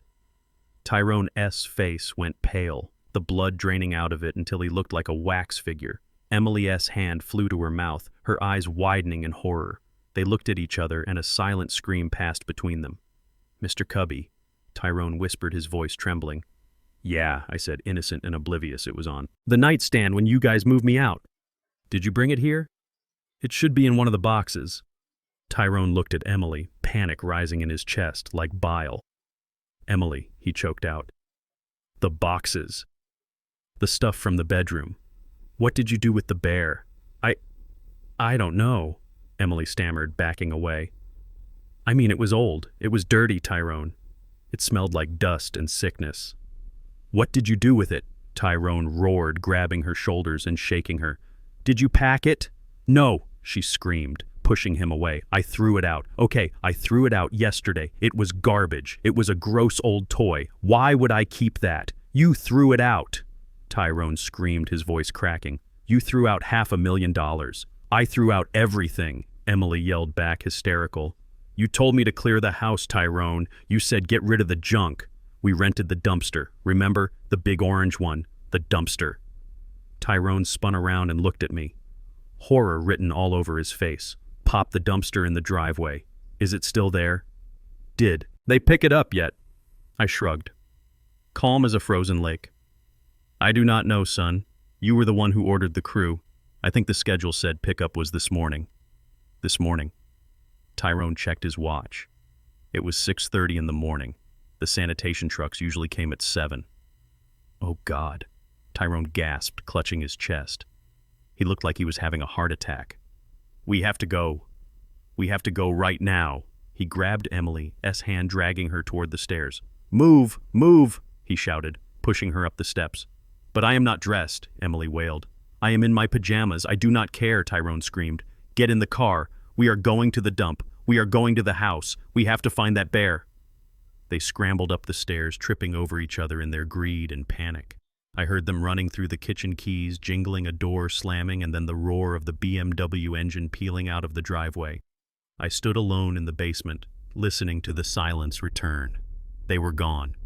They were driving across town, breaking every speed limit to go dive into a dumpster filled with the debris of the life they had destroyed. They were going to dig through trash, through broken glass, through the memories they had discarded, looking for a stuffed bear that did not exist. There was no key. There were no bonds. There was only a lie. I had planted in their minds a seed of greed that had bloomed instantly. I walked over to the washing machine and picked up the bottle of water Tyrone had left. I took a long drink, enjoying the cool liquid. They would be gone for hours. The dump was massive, and if the truck had already come, they would have to chase it down, possibly all the way to the municipal landfill. They would be knee-deep in filth, fighting rats and seagulls looking for a phantom fortune. And while they were gone, the house was mine. I went to the door. It was locked from the outside, of course, but that was not a problem anymore. I had analyzed the hinges yesterday. They were external hinges. Cheap, contractor grade, meant for interior doors. Putting a hollow core door on a security perimeter was a mistake only an amateur would make. I took the spoon from the oatmeal bowl. It was flimsy metal, but the pin in the hinge was loose. I worked the handle of the spoon under the head of the pin and tapped it upward with the heel of my boot. 1 pin. 2 pins. 3. The door sagged in the frame. I pulled it gently from the handle side and it swung open backward, leaving the locked side engaged, but the doorway clear. I stepped out into the kitchen. The house was quiet. The morning sun was streaming through the windows, illuminating the dust motes dancing in the air. It looked like a normal home, a happy home. But I knew better. I walked to the living room and found the liquor cabinet. Tyrone had a bottle of wine sitting on the counter, a vintage Cabernet Sauvignon opened but barely touched, worth probably $200. I poured myself a glass. I sat down in Tyrone's leather recliner, put my feet up on the ottoman, and took a sip. It was good, rich and oaky. I took out my Nokia and dialed Jenkins. They are gone, I said when he answered. They are chasing ghosts at the landfill. Good, Jenkins chuckled. You have the run of the place. I do, I said, looking around the room. And Jenkins, yeah, I need you to call the bank, not my bank, the one that holds the mortgage on Tyrone's house. Tell them you are an interested buyer and you heard the property might be coming up for distressed sale. Ask them about the foreclosure timeline. You are going to squeeze him, Jenkins asked. I am going to crush him, I said, taking another sip of wine. But first, I am going to let him swim in garbage for a few hours. He needs the exercise. I hung up and settled back into the chair, enjoying the silence. Tyrone and Emily were out there right now, tearing apart garbage bags, ruining their expensive clothes, screaming at each other, accusing each other of throwing away their future. They thought they were hunting for treasure. They did not know that the real demolition had just begun. The silence in the house was a luxury I had not afforded myself in years. It was not the quiet of loneliness which I had known since Odette passed. It was the quiet of ownership. I sat in Tyrone's Italian leather recliner, the one he forbade me from touching because he said my work clothes would stain it. I had my feet propped up on the ottoman boots and all crossing my ankles with the deliberate slowness of a man who has nowhere to be. The bottle of vintage Cabernet Sauvignon stood open on the side table, breathing, letting its notes of dark cherry and oak fill the air. I poured a generous glass and held it up to the morning light, watching the deep red liquid swirl. It was a $200 bottle bought with money. Tyrone did not have to impress people he did not like. Now it was fueling the man he was trying to bury. I took a sip, letting the tannins coat my tongue. It tasted like justice. I picked up the remote and turned on the massive, flat-screen television mounted above the fireplace. I did not care what was on. I just wanted the noise, the normalcy of it. I found a documentary about the construction of the Hoover Dam, concrete pouring load distribution, the sheer will of men conquering nature. It was comforting. But while my eyes watched the dam rise, my mind was 20 miles away, at the municipal landfill. I did not need a security camera to see what was happening. I could visualize it with the precision of an engineer calculating a structural failure. I closed my eyes and pictured them. Tyrone in his $3,000 suit, now stained with leachate and grease, scrambling over mountains of black garbage bags. The heat at the landfill would be rising by now, baking the stench of rotting food, dirty diapers and decomposing organic matter into the air. It was a smell that stuck to you, a smell that entered your pores and refused to leave. I imagined Emily, her Manolo Blahniks, sinking into the sludge, her manicured nails clawing, through torn plastic searching for a teddy bear that had ceased to exist 24 hours ago. They would be screaming at each other, blaming one another for the loss of the fortune, Tyrone cursing her for throwing away the bear, Emily screeching that she did not know. They were two rats in a maze chasing the smell of cheese, ignoring the trap, snapping shut behind them. I took another sip of wine, feeling the warmth spread through my chest. This was not cruelty, it was education. They needed to learn the value of $1, and there is no better teacher than digging through filth for a phantom fortune. They thought they were hunting for $500,000. In reality, they were hunting for their own dignity, and they were not going to find it. I checked my watch. It had been 4 hours.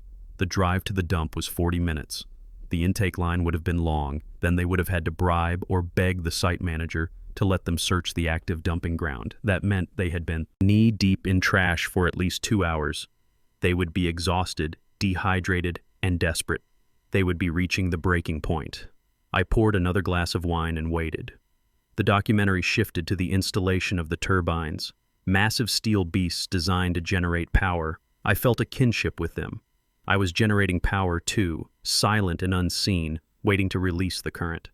Around noon, I heard the rumble of the BMW engine in the driveway. It did not sound smooth and arrogant like it usually did. It sounded rough, hurried. The car door slammed with a violence that shook the front window. Then a second slam. I did not move. I stayed in the recliner, my glass in hand, my eyes fixed on the television screen. The front door flew open, banging against the wall. The smell hit me before they did. It was a wave of sour milk decay and hot garbage rolling into the air-conditioned sanctuary of the living room. Tyrone stood in the entryway. He was unrecognizable.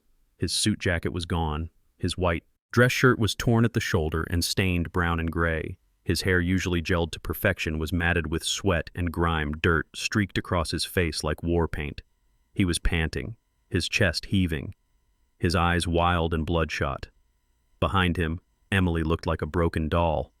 Her floral dress was ruined, ripped at the hem and covered in mud. She was holding one of her shoes. The heel snapped off. Her mascara had run down her cheeks in black rivers mixing with the dirt. She was shivering despite the heat. They stared at me. They stared at the old man they had locked in the basement, sitting in the master of the house chair, drinking their wine, watching their TV. Harrison. Emily whispered, her voice cracking. "You are out." I turned my head slowly, looking them up and down with an expression of mild distaste. "You two smell terrible," I said calmly, taking a sip of wine. "Did you find Mr. Cubby?" Tyrone let out a roar, a sound that was half human, half animal. He charged across the room, ignoring the key expensive rug he was ruining with his boots. "You old son of a bitch," he screamed, lunging for me. He grabbed the lapels of my flannel shirt and yanked me forward, spilling a few drops of wine on his own floor. His grip was strong, fueled by adrenaline and rage. "Where is it?" He spat, his face inches from mine, his breath smelling of bile. "Where is the money? You lied to us." "There was no bear. We tore apart half the landfill. There was nothing." I did not flinch. I did not pull away. I looked him dead in the eye, my gaze steady as a laser level. I did not lie. "Tyrone," I said, my voice low, cold. "I told you where it was. You are the ones who threw it away." He shook me, his fingers digging into my chest. "It was not there," he yelled. "We checked every bag. We checked every box. It is gone." "Then it is gone," I said, shrugging as best I could in his grip.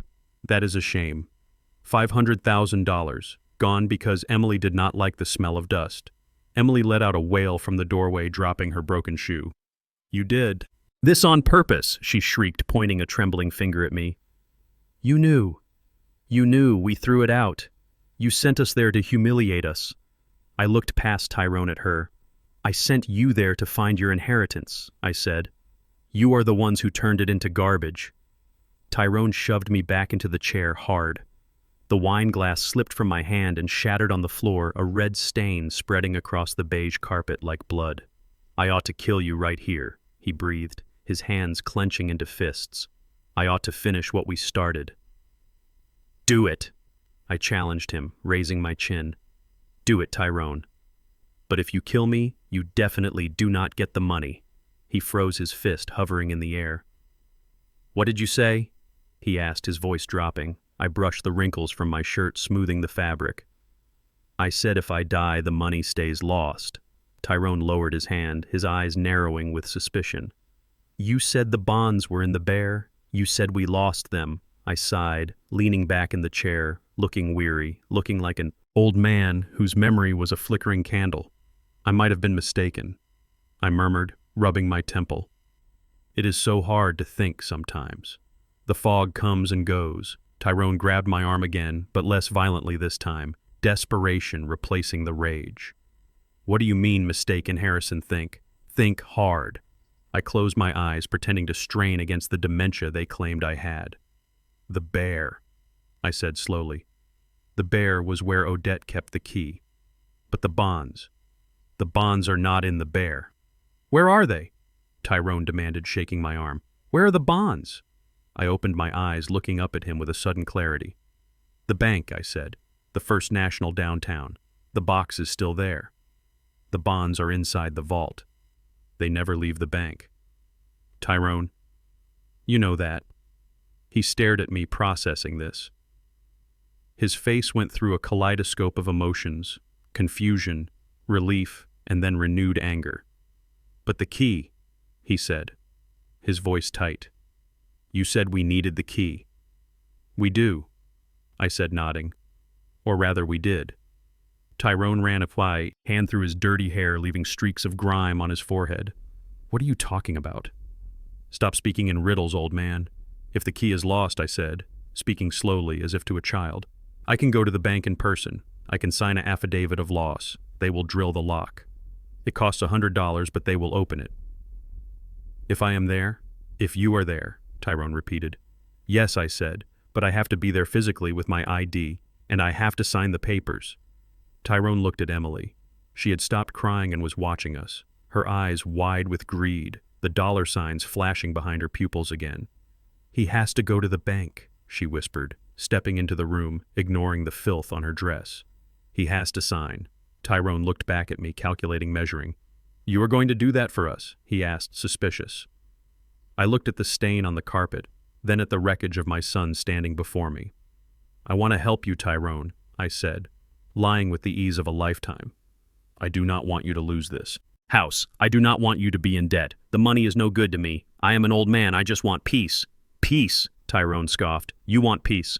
Fine. We get the money, we pay off the house, and you get peace. You can live here in the basement forever if you want." He pulled me up from the chair, his grip firm but no longer violent. "Get up," he ordered. "We are going to the bank." Now I asked, raising an eyebrow. "Look at you. You look like you rolled in a sewer. You cannot walk into a bank like that." Tyrone looked down at his clothes, realizing for the first time the state he was in. He smelled the stench clinging to him. "We have to shower," Emily said, wrinkling her nose. We cannot go anywhere like this. Fine, Tyrone snapped. Fast. 10 minutes. Wash up, change clothes, and meet me in the car. He turned to me, pointing a dirty finger in my face. You sit right there. Do not move. If you try to run, I will catch you, and if I have to chase you, I will break your legs. Understand? I understand, son, I said, meekly sitting back. Down. Tyrone grabbed Emily's arm and dragged her toward the stairs, leaving a trail of muddy footprints on the hardwood. Go, he shouted. Move. I listened to them run up the stairs, heard the slam of bathroom doors and the rush of water in the pipes. They were scrubbing their bodies, trying to wash away the smell of their failure, but they could not wash away the greed. I sat in the chair and smiled. They were taking the bait. They were going to clean themselves up, put on fresh suits, and drive me right into the heart of the city. They thought they were driving me to sign over a fortune. They thought they were taking a senile old man to open a box full of government bonds. They did not know that the box was empty. They did not know that the only thing waiting for them at the bank was the truth. And they certainly did not know that I had already called ahead. I reached into the cushion of the chair where I had tucked the Nokia while they were upstairs. I sent a single text message to Ross Package. Is in transit. ETA 45 minutes. Prepare the reception. I put the phone back and folded my hands in my lap, waiting. The smell of the landfill still hung heavy in the room, masking the scent of the expensive wine, but to me, it smelled like victory. Tyrone was going to drive me to the bank. He was going to walk me into the vault, and he was going to watch me open that box. And when he saw what was inside, when he realized that the game was over, I was going to be the one laughing. I closed my eyes and listened to the shower running upstairs. Scrub hard, son, I thought. You are never going to get clean from this. The BMW tore down the highway, weaving through traffic with a recklessness that made my stomach turn. Tyrone was driving like a man possessed, his knuckles white on the leather steering wheel, his eyes darting between the road and the rearview mirror. He was sweating again, despite the shower. The moisture beading on his forehead and dripping down his temple speed limits were just suggestions to him now. He was racing against a clock that only he could hear the ticking of the loan shark's patience running out. I sat in the passenger seat perfectly still, my hands rested on my knees, calm and steady. In the back seat, Emily leaned forward, her breath hot against my neck. I could smell the fear on her. It smelled like sour milk beneath her floral perfume. Suddenly, I felt a sharp pressure against my side, right between my ribs. I looked down. Emily was holding a small fruit paring knife she must have grabbed from the kitchen counter. The blade was short, but sharp enough to puncture a lung. "Do not say a word to anyone," she hissed, her voice trembling with a mixture of terror and malice. "If you try to signal for help, if you try to tell the bank tellers anything, I will stick this right into you. I swear to God. Harrison, I will do it." I looked at the knife. Then I turned my head slowly to look at her. She was pale, her eyes wide and manic, the pupils dilated. She looked like a cornered rat, baring its teeth. "You will not do anything, Emily," I said, my voice low and even. It was not a question. It was a statement of fact. "Try me," she spat, pressing the point harder against my jacket, pushing through the thick fabric until I felt the prick against my skin. "We have lost everything. We have nothing left to lose." "You have $500,000 to lose," I replied, not flinching. "If you stab me, I bleed out in the car or in the bank lobby. Either way, I die. And if I die, I cannot sign the papers. If I cannot sign the papers, the box stays locked, the bonds stay in the vault, and you and Tyrone stay broke." The logic hit her like a physical blow. Her hand wavered. She knew I was right. She needed me alive and functional at least for the next hour. After that, I knew my life expectancy would drop significantly, but right now I was the most valuable object in the car. Tyrone glanced over, seeing the knife. Emily put it away. He snapped his eyes, returning to the road. "Do not damage the merchandise. We need him walking and talking. Just keep him quiet. I am not the one screaming," I said, looking out the window at the passing city skyline. The skyscrapers I had helped build rose up like steel sentinels watching my progress. I felt a strange sense of peace. I was entering the final phase of the demolition. The charges were set. The perimeter was clear. All that was left was to trigger the collapse. We pulled up to the First National Bank downtown. It was a massive building of gray stone and marble with tall pillars that spoke of old money and stability. It was the kind of place that intimidated people like Tyrone, people who lived on credit and hype, but to me it was just another structure, another load-bearing problem to be solved. Tyrone parked the car in a loading zone, ignoring the signs. "Get out," he ordered, rushing to my side and gripping my arm like a vice. "Keep your mouth shut. Smile and get us to the box." Emily flanked my other side, her hand in her pocket, clutching the knife, her other hand gripping my elbow. We looked like a family helping a frail grandfather, but the pressure of their fingers told a different story. We walked through the revolving doors and into the cool, hushed atmosphere of the lobby. The air conditioning hit me first, crisp and clean, scrubbing away the smell of the landfill. The lobby was expansive with high ceilings and polished marble floors that clicked under Tyrone's dress shoes. Security guards stood by the doors looking bored but alert. Tyrone marched me toward the front desk, his posture aggressive. "I need to access a safety deposit box," he told the young woman at the counter. "My father is the account holder. We are in a hurry." The woman looked at Tyrone's disheveled appearance, his cheap suit trying to look expensive, and then she looked at me. In my worn flannel shirt and work boots, I looked like the maintenance man. But before she could answer, a door opened behind the counter, and a tall man in an immaculate navy suit stepped out. It was Mr. Sterling, the branch manager Ross had called him 2 hours ago. "Mr. Cole," the manager said, his voice booming across the quiet lobby. A smile spread across his face, genuine and warm. "It is wonderful to see you again, sir. We have been expecting you."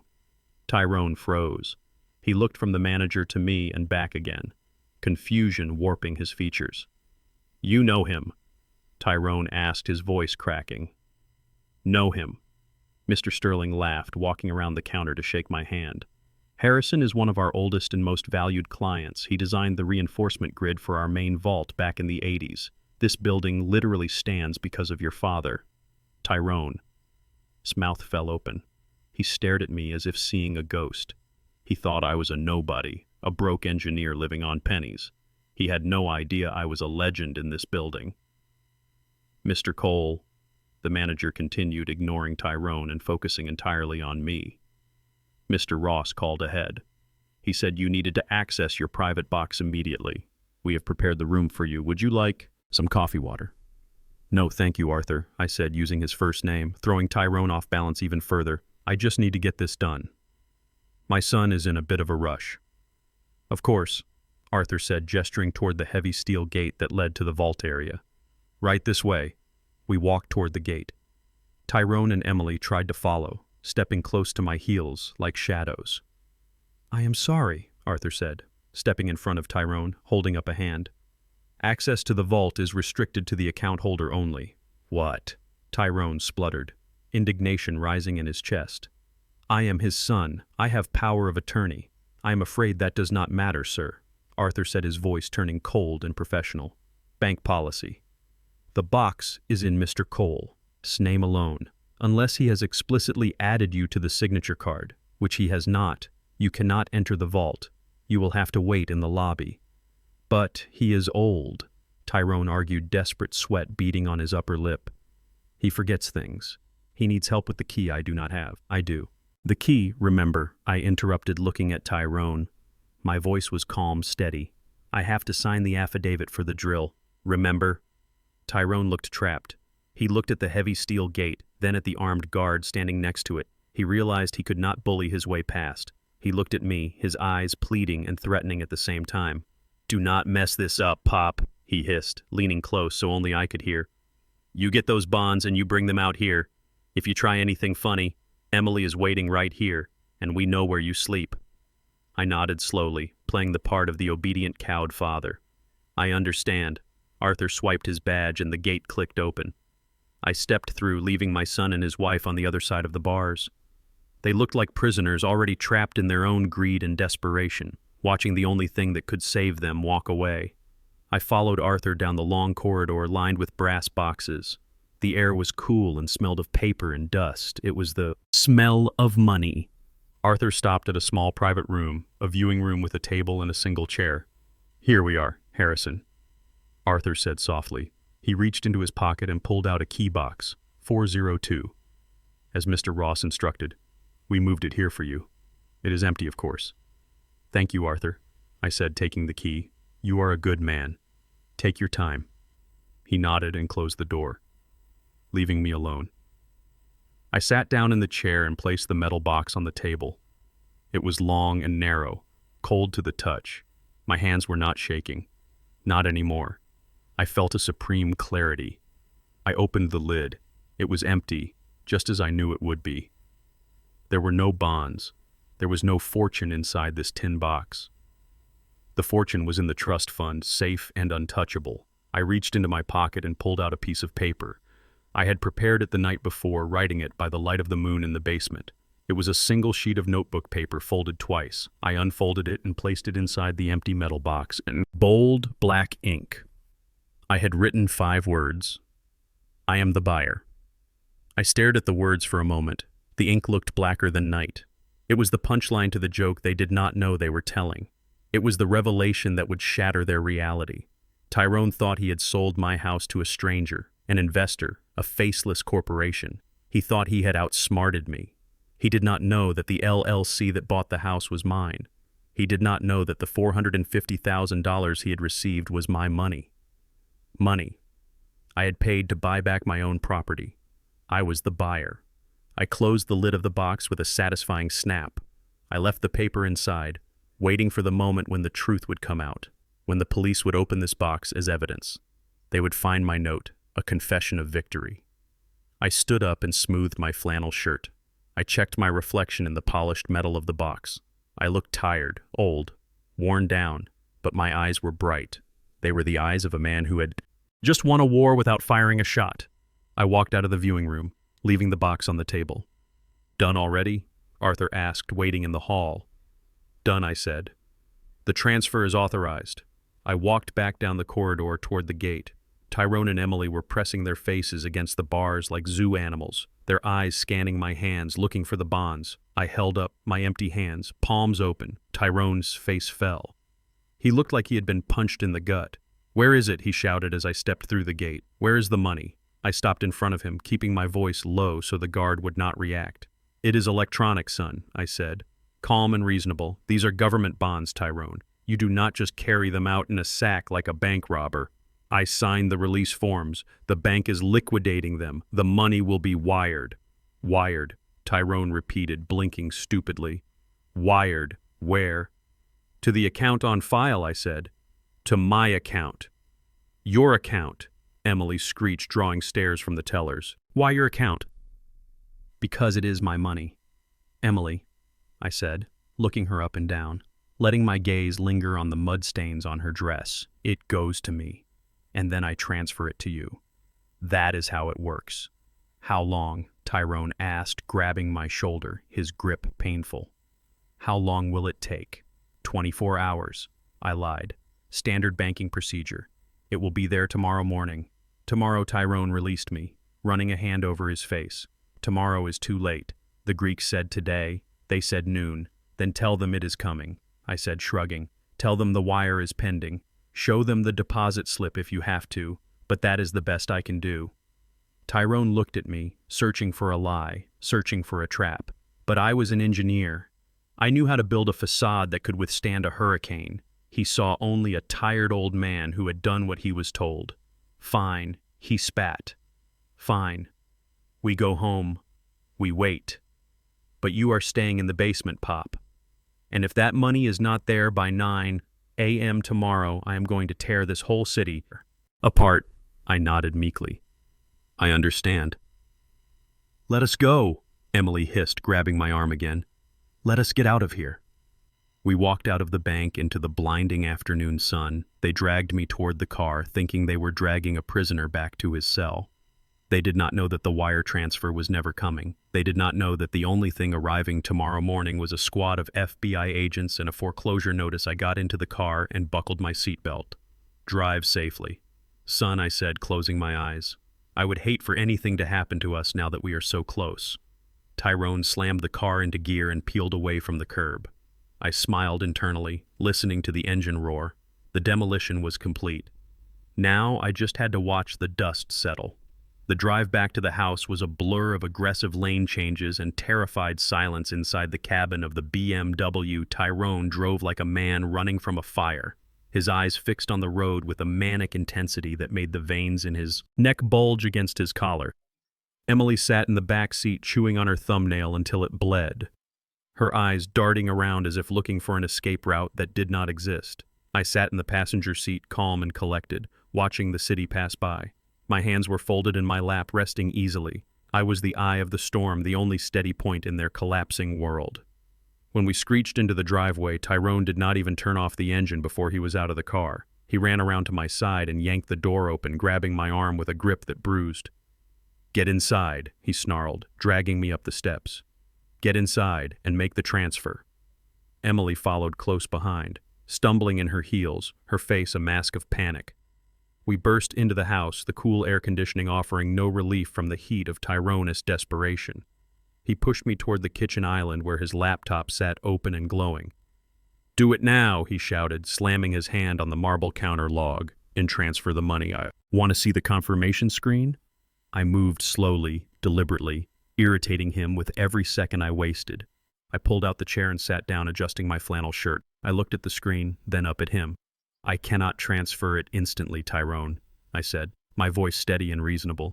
"You know how large transactions work. It is $500,000. The bank has security protocols. They have to verify the source of funds and the destination account."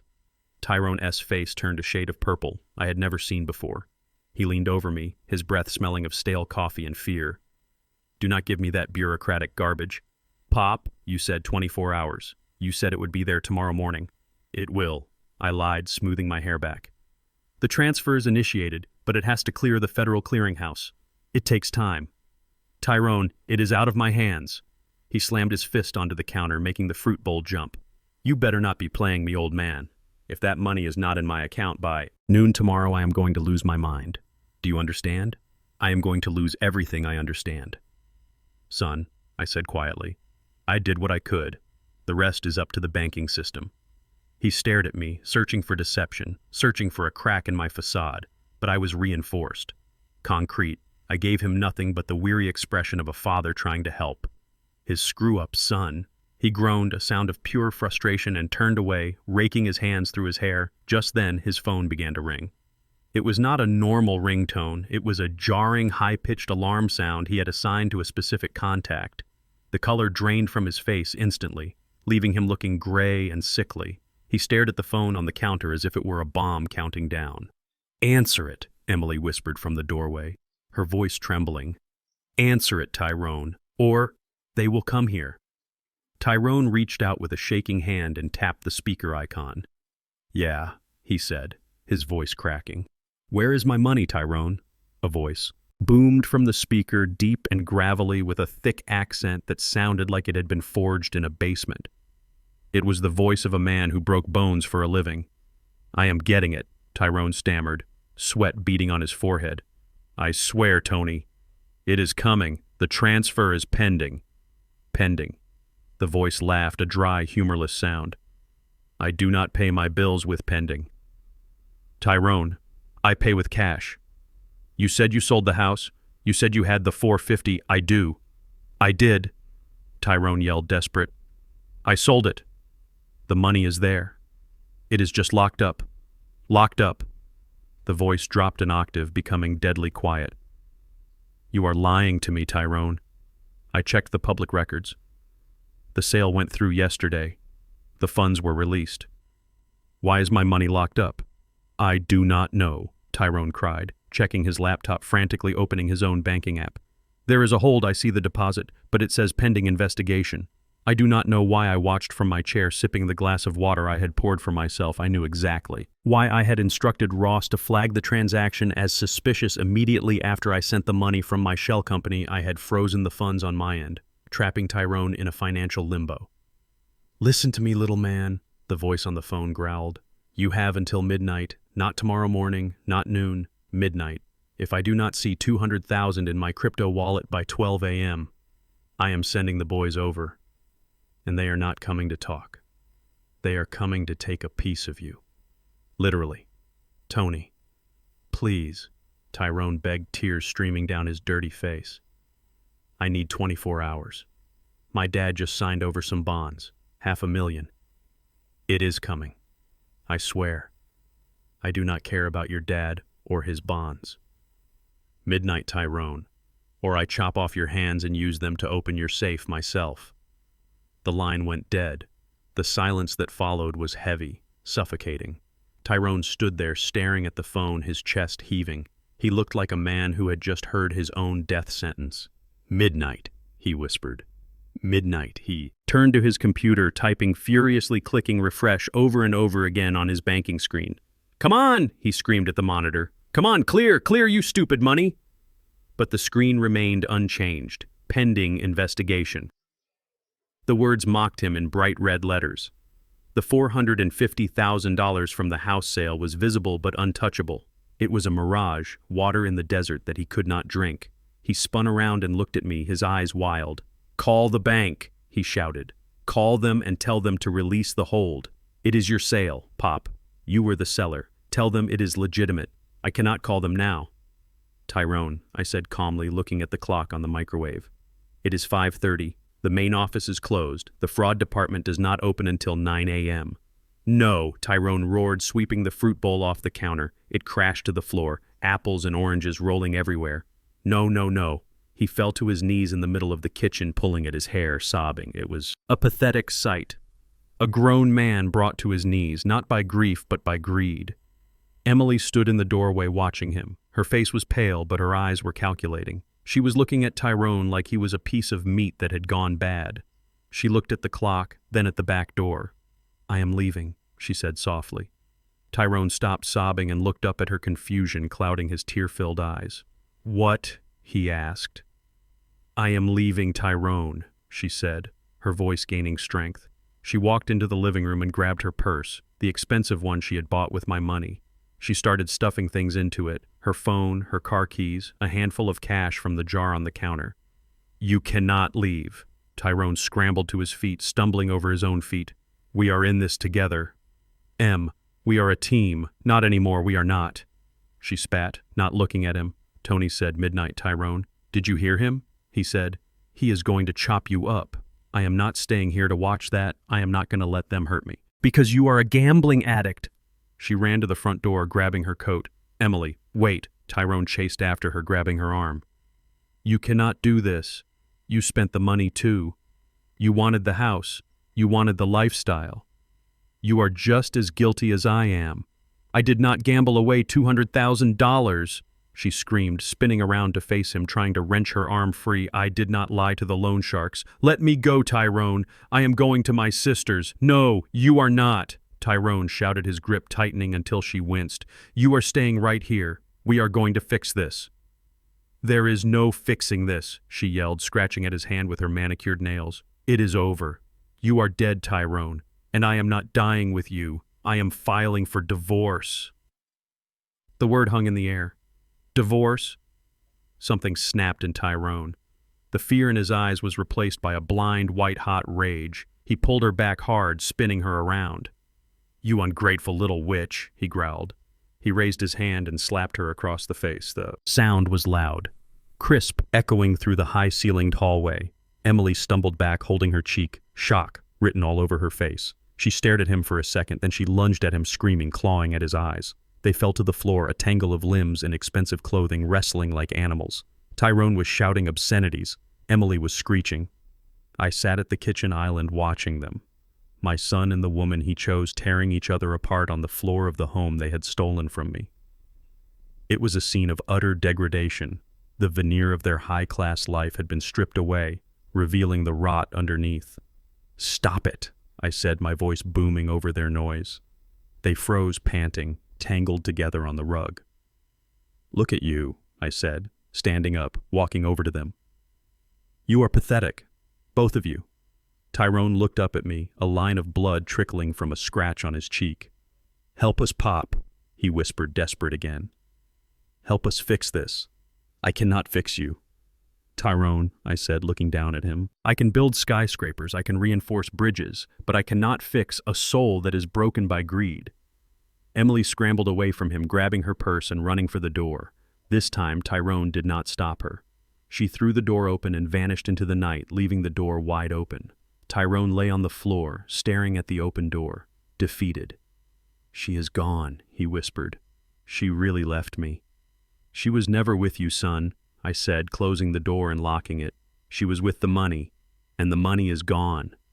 Tyrone sat up, burying his face in his hands. He began to weep, loud, racking sobs that shook his shoulders. "I am dead, Pop," he cried. "Tony is going to kill me midnight. It is over." I looked at the clock. It was 6 p.m. 6 hours until the deadline. 6 hours until the reckoning. I walked back to the kitchen and poured a glass of water. I took a sip, my hand steady. "Get up, Tyrone," I said. He looked at me, his eyes swollen. "Why?" he asked. "Because if you are going to die tonight, you are going to do it. Standing." "Up," I said. "And because we have work to do." "What work?" he sniffled. "We are going to find you a way out," I lied. "But you have to do exactly what I say. No questions, no arguments. Can you do that?" He nodded slowly, desperate for any lifeline. "Yes, Pop, anything. Just tell me what to do." I smiled internally. The trap was set, the bait was taken. Now it was time to close the jaws. "Go wash your face," I ordered. "We are going to make a call, but first you are going to give me the phone." He handed me his phone without hesitation, trusting me completely because he had no one else left to trust. I took it and looked at the screen. The battery was low, but it was enough. I had the evidence, I had the confession, and now I had the leverage. "Go," I said, pointing to the bathroom. He shuffled away, a broken man walking to his execution. I waited until the bathroom door closed. Then I dialed a number on his phone. Not the bank, not the police. I dialed Ross. "It is time," I said when he answered. "The house of cards has fallen. Bring the hammer." I hung up and sat in the chair, waiting for my son to return, waiting for the end of the world to arrive at his doorstep. The sun had set hours ago, plunging the kitchen into a gloom that the overhead recessed lighting could not dispel. The air conditioner hummed a low mechanical drone that did nothing to cool the feverish heat radiating from my son. Tyrone was pacing back and forth in front of the kitchen island, his shoes squeaking on the tile, his hands running through his hair in a repetitive, maddening gesture. He looked like a man whose soul was being eaten from the inside out. The digital clock on the microwave read 7:15 p.m. The deadline with the loan sharks was less than 5 hours away. I sat at the kitchen table nursing the glass of water I had poured earlier, watching him unravel. It was a study in structural failure, stress fractures appearing in the facade until the whole thing was ready to collapse. Suddenly, Tyrone stopped pacing. He turned to me, his eyes wide and unseeing, glazed over with a toxic mix of panic and adrenaline. He marched over to the junk drawer, the one where Emily kept the takeout menus and loose batteries. He yanked it open, the contents spilling onto the floor. He rummaged through the mess until he found what he was looking for, a roll of heavy-duty gray duct tape. He stormed over to me, ripping a long strip off the roll with a violent tearing sound. "Put your hands on the arms of the chair," he ordered, his voice trembling. I looked at him, calm and unmoving. "Tyrone, what are you doing?" "Do it!" he screamed, lunging forward and grabbing my left wrist. He slammed it against the wooden armrest of the chair and wrapped the tape around it tight enough to cut off circulation. He did the same with my right wrist, then my ankles, securing me to the heavy oak furniture. I did not fight him. I could have snapped his nose with a headbutt or kicked his knee backward until it shattered, but I needed him to commit. I needed him to go all the way to the point of no return. So I let him bind me. I let him turn his father into a hostage in his own home. When he was done, he stepped back, breathing hard. He reached into the back of his waistband and pulled out a gun. It was a small, cheap pistol, a Saturday night special, matte black and ugly. It looked like something he had bought from a trunk in a dark alleyway, the kind of weapon that misfired as often as it shot. He leveled it at my head, his hand shaking so badly the barrel wavered in the air. "Transfer the money," he snarled, spit flying from his lips, landing on my cheek. "Do it now, Harrison. Tell me the password. Tell me the codes." I looked at the gun, then at his face. I saw the boy I had taught to ride a bike. I saw the teenager I had taught to drive. I saw the man who was now ready to blow my brains out for a ledger entry. "You do not want to do this, son," I said, my voice steady. deep, resonant in the quiet kitchen. "Put the gun down. I will kill you," Tyrone shouted, pressing the cold metal circle against the center of my forehead. "I swear to God. Pop, I will paint this kitchen with your brains. If you do not give me that money, Tony is going to kill me anyway. I have nothing to lose. Give me the money." The pressure of the gun was a physical weight, a cold, hard point of contact. I calculated the angle. If he pulled the trigger, the bullet would pass through my frontal lobe, severing the connections that made me who I was. It would be quick, a sudden darkness. But I looked into his eyes and I saw fear, not resolve. He was a coward, a greedy, desperate coward, and cowards do not pull the trigger unless they have no other choice. I chuckled. It started low in my chest, a rumble of genuine amusement that worked its way up my throat until I was laughing loud and hard, shaking the chair I was taped to. Tyrone pulled the gun back an inch, confusion warring with his rage. "What is so funny?" he screamed hysterically. "Why are you laughing? You are going to die." I stopped laughing and looked him dead in the eye, channeling every ounce of the authority I had earned over 70 years of hard living. "You want to know where the money is, Tyrone?" I asked, my voice dropping to a conspiratorial whisper. "You want to know where the $450,000 from the house sale went?" He stared at me, the gun trembling. "Yes. Where is it? Is it in the trust? Is it in the bonds?" "It is in my pocket," I said, smiling coldly. "It has always been in my pocket." Tyrone blinked, his brow furrowing, the gun lowered slightly. "What are you talking about? You are tied up. You do not have $500,000 in your pocket." I sighed, leaning my head back against the chair. "I am the buyer, Tyrone," I said, the words hanging in the air like smoke. "I am Shadow Ridge Holdings, LLC. The company that bought the house. The investors you thought were offering you a cash deal. That was me. That was my money." Tyrone froze. His brain tried to process the information, tried to fit this new piece into the puzzle of his reality. "You," he whispered, shaking his head. "No, that is impossible. You are broke. You are a retired engineer." "I am a retired engineer who owns 3 patents on hydraulic dampening systems used in every major skyscraper built in the last 20 years. I said, my voice hard as granite. "I make $2 million a year in royalties, Tyrone. I have made $2 million a year since you were in diapers. I hid it because I wanted you to make your own way. I wanted you to be a man, not a trust fund baby." He stepped back, the gun dropping to his side, his mouth hanging open. "You have millions," he gasped. "You have millions, and you let me struggle. You let me drown. I let you live." I corrected him. "I gave you a roof. I gave you an education. I gave you a start. And what did you do with it? You gambled it away. You bought cars you could not afford and suits to impress people who do not care if you live or die. And when you got into trouble, instead of coming to me like a man, you tried to steal my home. You tried to put me in a basement. You tried to drug me. I did what I had to do." Tyrone shouted, his voice cracking defensive. "I was desperate." "And I knew you were desperate," I said. "That is why I set the trap. I knew you were going to sell the house. I had Jenkins watching you. I had Ross set up the shell company. I authorized the purchase.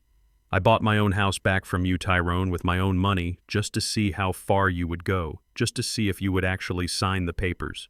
Tyrone looked at the laptop on the counter, where the banking screen still showed the pending transaction. "So the money is real?" he asked, hope flickering in his eyes like a dying candle. "You sent the money." It is there, I confirmed, nodding. "But here is the thing about that money." "Tyrone," I leaned forward, straining against the duct tape, my eyes locking onto his. "You sold a house that you did not own," I said. "You used a power of attorney that was signed under duress based on a fraudulent medical diagnosis that makes the sale invalid, that makes the contract void, and that makes the transaction wire fraud." Tyrone's face went pale, the color draining away until he looked like a ghost. "Wire fraud," he whispered. "Federal wire fraud," I clarified. "And because I knew you were going to do it, I called the FBI this morning before we went to the bank. I told them everything. I told them about the loan sharks. I told them about the forgery. and I told them I was about to transfer $450,000 into your account as part of a sting operation. I paused, letting the weight of my words crush him. That money, Tyrone, the money sitting in your account right now, it is marked, it is federal evidence. The moment it hit your ledger, the trap snapped shut. You did not just rob your father, you accepted proceeds from a criminal enterprise monitored by the United States government. You are holding dirty money, son, and the people coming to collect it are not loan sharks, they are federal agents. The gun slipped from Tyrone's fingers. It hit the tile floor with a loud clatter, a useless piece of metal. Tyrone stumbled back, his legs giving out. He collapsed against the refrigerator, sliding down until he was sitting on the floor, his head in his hands. The FBI, he moaned, rocking back and forth. You called the FBI on your own son. You stopped being my son the night you locked me in the cellar, I said, my voice devoid of pity. You became a criminal, and criminals go to jail.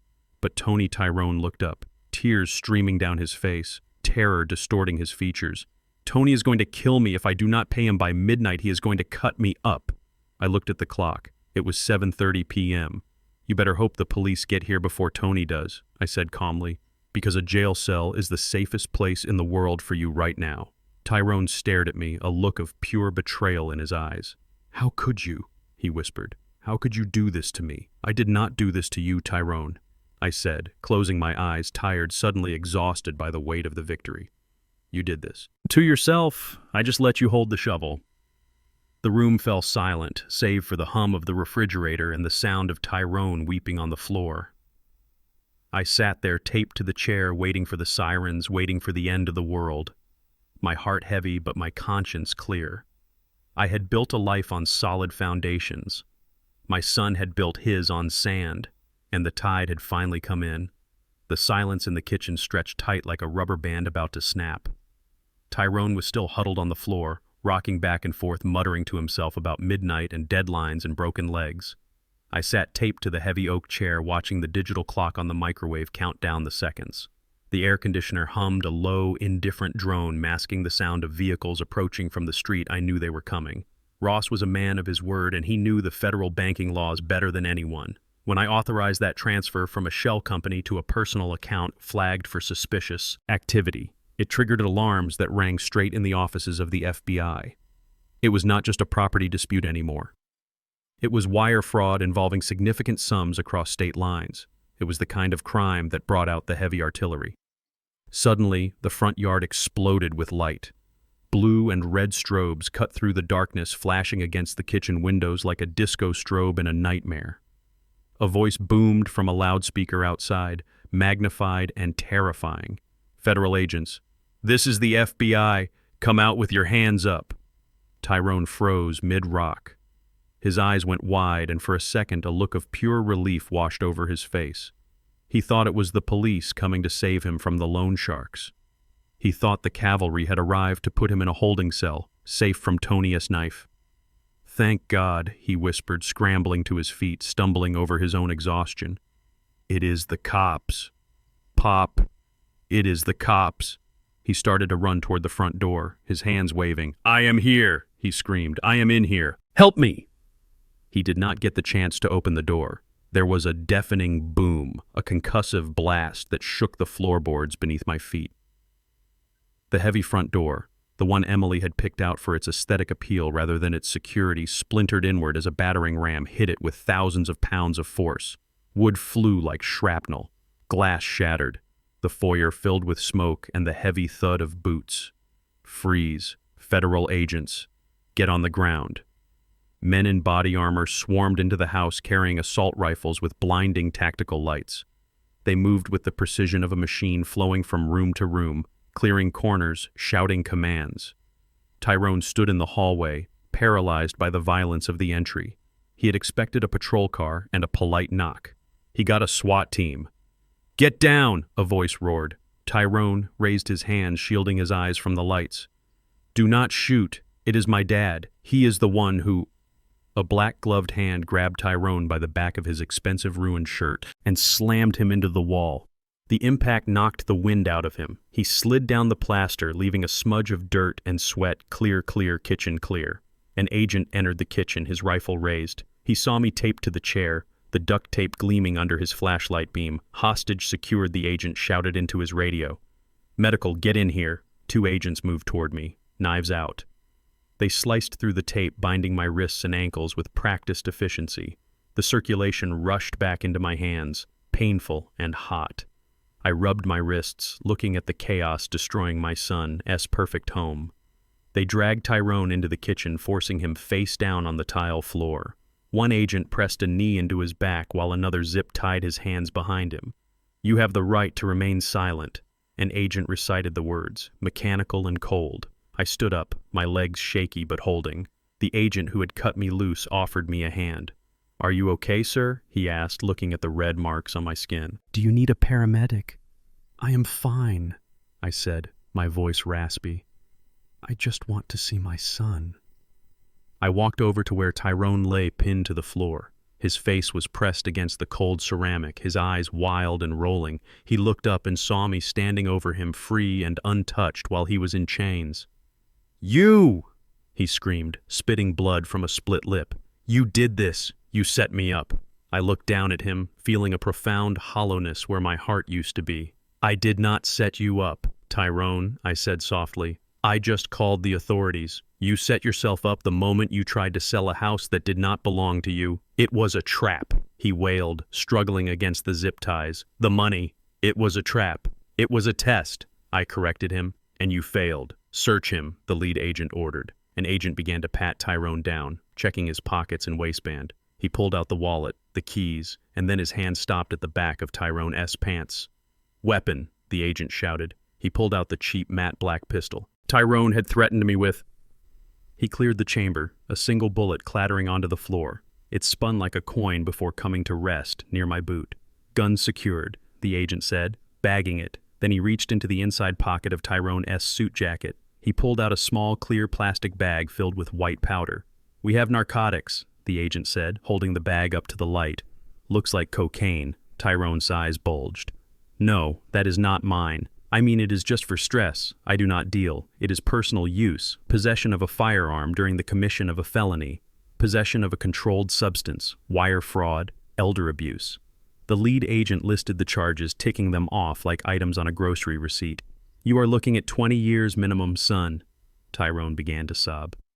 It was not the crying of a man who was sorry. It was the crying of a child who had been caught stealing from the cookie jar and realized the jar was full of scorpions. "Pop, please," he begged, looking up at me, snot running from his nose. Tell them it was a misunderstanding. Tell them I am your son." I looked at the gun in the evidence bag. The gun he had pressed against my forehead not an hour ago. I looked at the drugs that explained his erratic behavior and his desperate need for cash. I looked at the man who had thrown my wife's records onto the lawn and locked me in a dark basement. "I do not have a son," I said, my voice hard as granite. "My son died a long time ago. You are just the thief who broke into his house." "Take him away," the lead agent ordered. 2 agents hauled Tyrone to his feet. He was dead weight, his legs dragging as they marched him out the front door, past the shattered frame and into the flashing lights of the night. The neighbors were all out on their lawns, watching the spectacle, witnessing the downfall of the arrogance that had plagued their street. I watched him go and felt nothing. No joy, no sadness. Just the cold satisfaction of a structural equation balancing out to zero while Tyrone was being shoved into the back of a federal transport van 30 miles south at Hartsfield-Jackson International Airport. Another scene was unfolding. Emily stood in the security line for international departures. She was wearing large sunglasses and a wide-brimmed hat, trying to look like just another tourist heading to the islands. She had booked a one-way ticket to Miami with a connecting flight to the Cayman Islands using a credit card she had opened in my name months ago. She tapped her foot nervously, checking her phone every 10 seconds. She had seen the news alerts about police activity in Buckhead. She knew the house of cards was falling, and she had run, leaving her husband to be crushed by the debris. She reached the front of the line and handed her passport to the TSA agent. Her hand was trembling slightly. "Heading somewhere warm?" the agent asked, looking at her boarding pass. "Yes," Emily said, forcing a smile. "Vacation needed a break."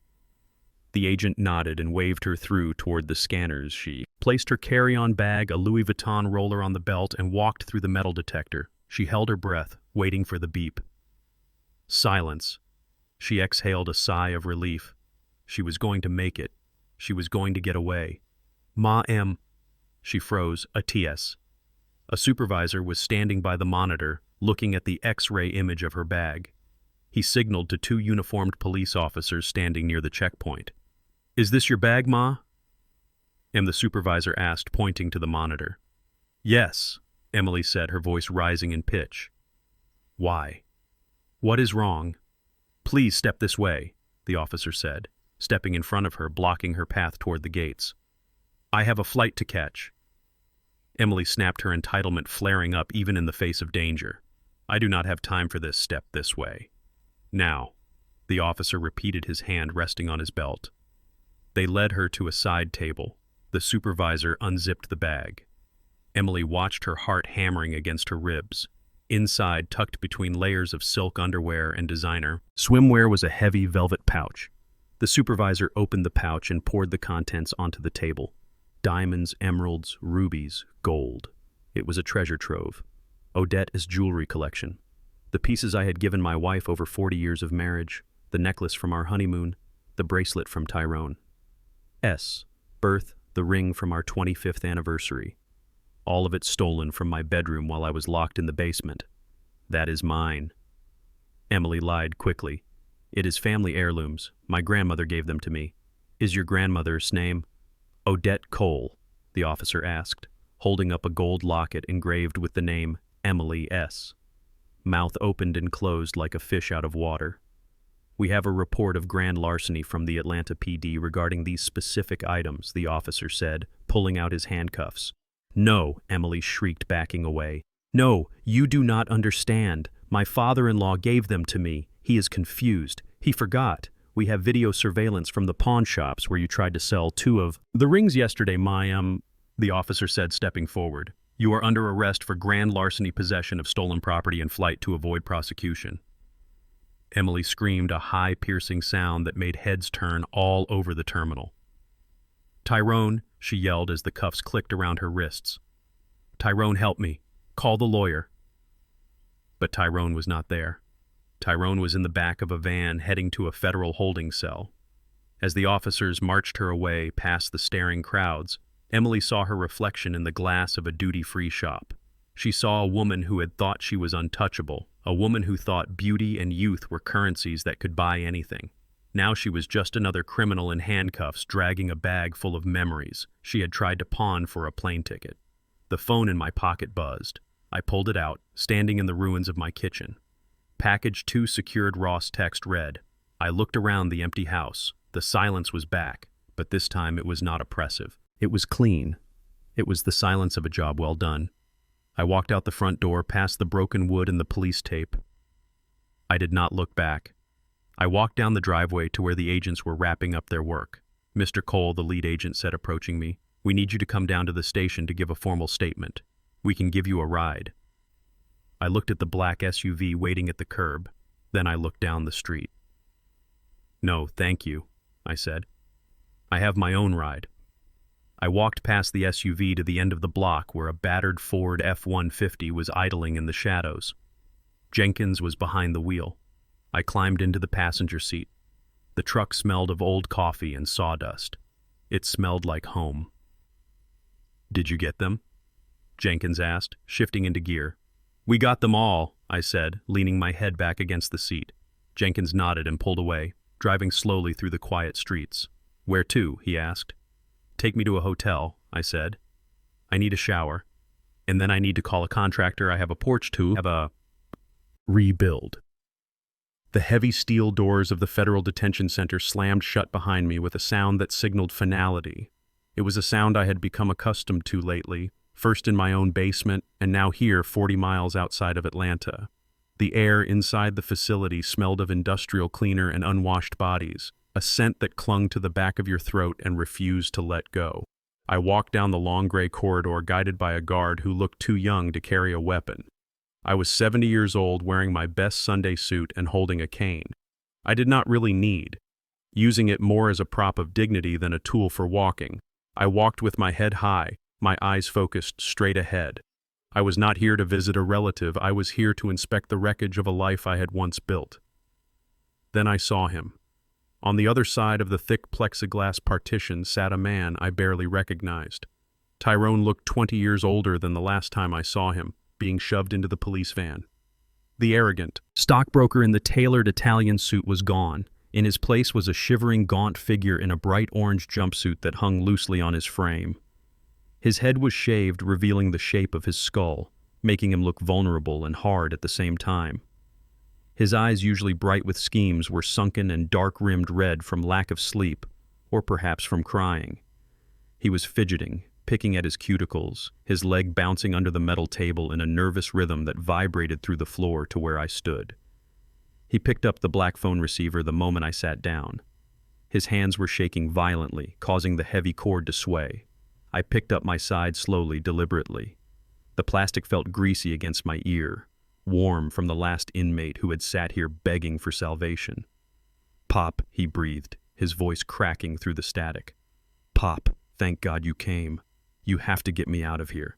It is a nightmare in here. The guys in my cell block, they know who I am. They saw the news stories. They call me patricide. They think I killed you. They beat me up. Pop. Look." He turned his head to the side to show me a purple bruise blooming behind his ear, spreading down his neck. I looked at it without flinching. I assessed the damage like I would assess a crack in a retaining wall. Superficial, unsightly, but structurally sound. "You look terrible, Tyrone," I said, my voice flat, devoid of the warmth he was searching for. "I know I look terrible," he hissed, leaning closer to the glass, his breath fogging the surface. "That is why you need to help me.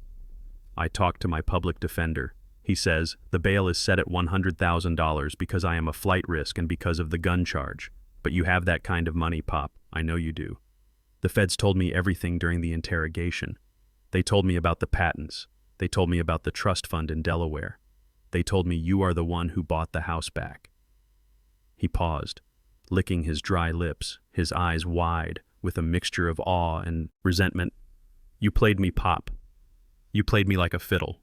You had millions all this time, and you let me stress about mortgage payments. You let me get involved with Tony. You watched me drown when you could have saved me with a check. You let me humiliate myself digging through a landfill for a bear that did not exist." I leaned forward, my reflection merging with his face in the glass.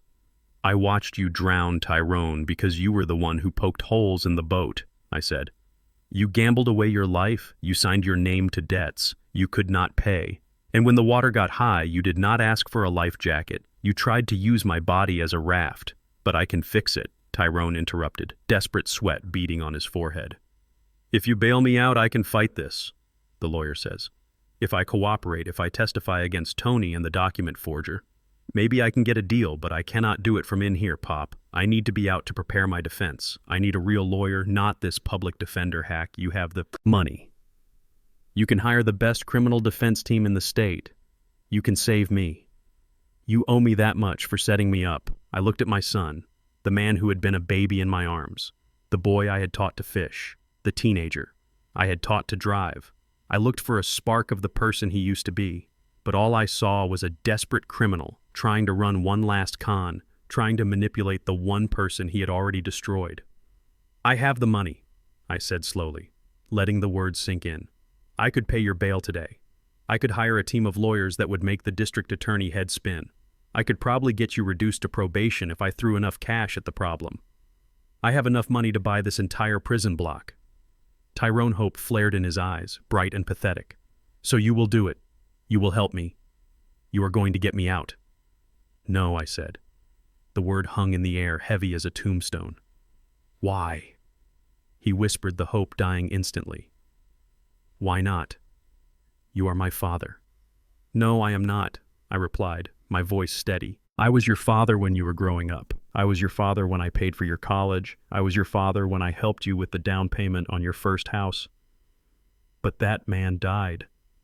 Tyrone, he died 3 weeks ago." Tyrone looked confused, shaking his head. "What are you talking about? You are sitting right there. You are alive." I leaned in close, my voice dropping to a whisper that carried all the weight of my pain. "He died the night you forced him out of his own home. He died when you shoved him into a damp basement and locked the door. He died when you fed him sedatives to make him crazy so you could steal his life. You killed him, Tyrone. You buried him under that house just as surely as if you had put a bullet in his head. The man sitting in front of you right now is not your father. I am just the victim who survived. I am the witness to your crime." Tyrone recoiled as if I had slapped him. Tears began to stream down his face. Real tears this time. Tears of a man realizing he had burned the burned. Only bridge that mattered. "Pop, please," he sobbed, placing his hand against the glass snot running from his nose.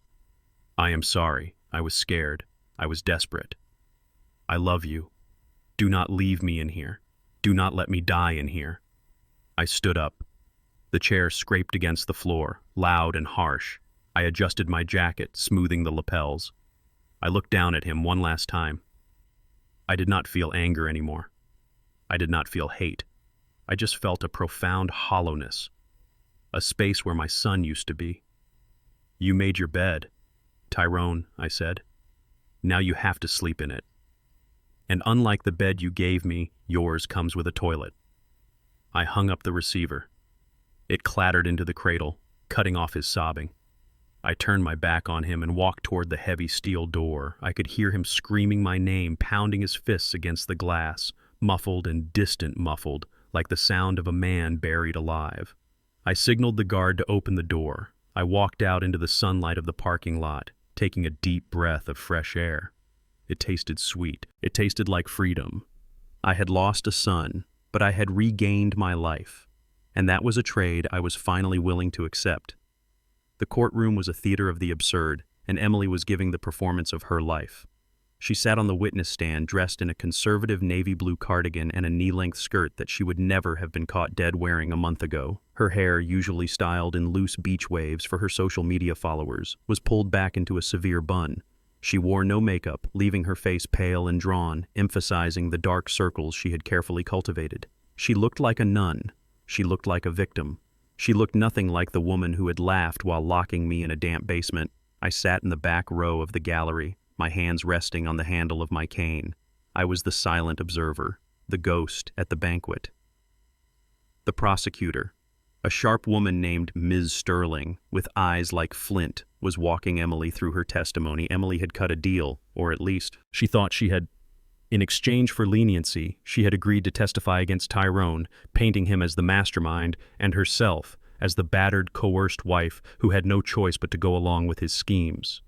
"It was Tyrone," she sobbed into a tissue, dabbing at dry eyes. "He controlled everything.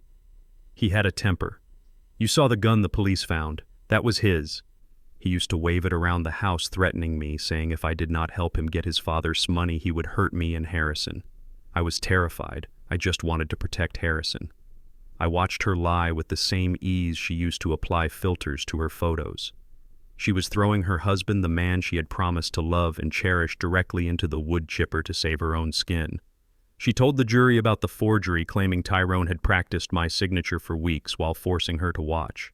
She told them about the drugs, claiming Tyrone forced her to hide them in the pantry. She even blamed him for the sale of the house, saying she had begged him not to do it. "I did not know what to do," she whispered, her voice trembling perfectly. "I was a prisoner in my own home, just like Harrison." The jury looked sympathetic. I saw a few heads nodding. They saw a young white woman crying about a violent husband, and their instincts kicked in. They wanted to save her. They wanted to believe her. I smiled. It was a small, cold smile that did not reach my eyes. Emily did not know that I had met with Ms. Sterling 2 days ago. I had walked into the district attorney's office and placed my old Nokia phone on her desk. I had played her the audio from the basement. I had shown her the photos of the text messages from the gym trainer, and I had given her the video of Emily mocking me while I pretended to be demented. Ms. Sterling stood up to cross-examine Emily.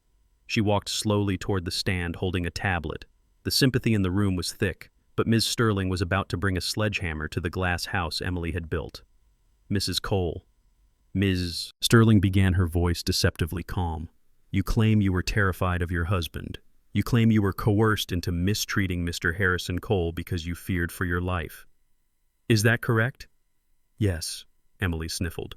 "I was so scared. And you claim you had no agency in the financial decisions, that you were just a bystander." "Yes. Tyrone handled all the money." Ms. Sterling nodded, then turned to the judge. Your Honor, I would like to submit new evidence to the court, Exhibit G and Exhibit H. The bailiff took the tablet and connected it to the large monitors facing the jury. Emily frowned, confusion flickering behind her tears. She did not know what was coming. She thought the only evidence was what the police had found during the raid. Ms. Sterling pressed play. The courtroom filled with the sound of Emilia's voice, clear and bright. It was the audio from the video she had recorded for her social media, the one where she asked for donations. But then the video cut to the raw footage, the parts she had edited out. The screen showed Emily standing in the basement looking at her phone while I sat in the background slumped in the chair. That was perfect, she muttered on the screen, a smirk playing on her lips. We just made $2,000 in 10 minutes. Keep being crazy, Harrison. It pays the bills. The jury gasped. The sympathetic nods vanished instantly. Emily's face went white. She gripped the railing of the witness box, her knuckles turning ivory. That Ms. Sterling said. Pausing for effect was not the voice of a terrified woman. That was the voice of a woman calculating her profits. But let us continue. She swiped the screen. A photo appeared. It was the picture I had taken of her phone screen. The notification from Marcus, the gym trainer. Is the old zombie asleep yet? I want you tonight. Ty does not have to know. The courtroom erupted in murmurs. Emily looked like she was going to be sick. She stared at the screen, the evidence of her infidelity and her cruelty looming large and high. Definition. So, Ms. Sterling continued, her voice hardening. Mrs. Cole, you were not terrified of your husband.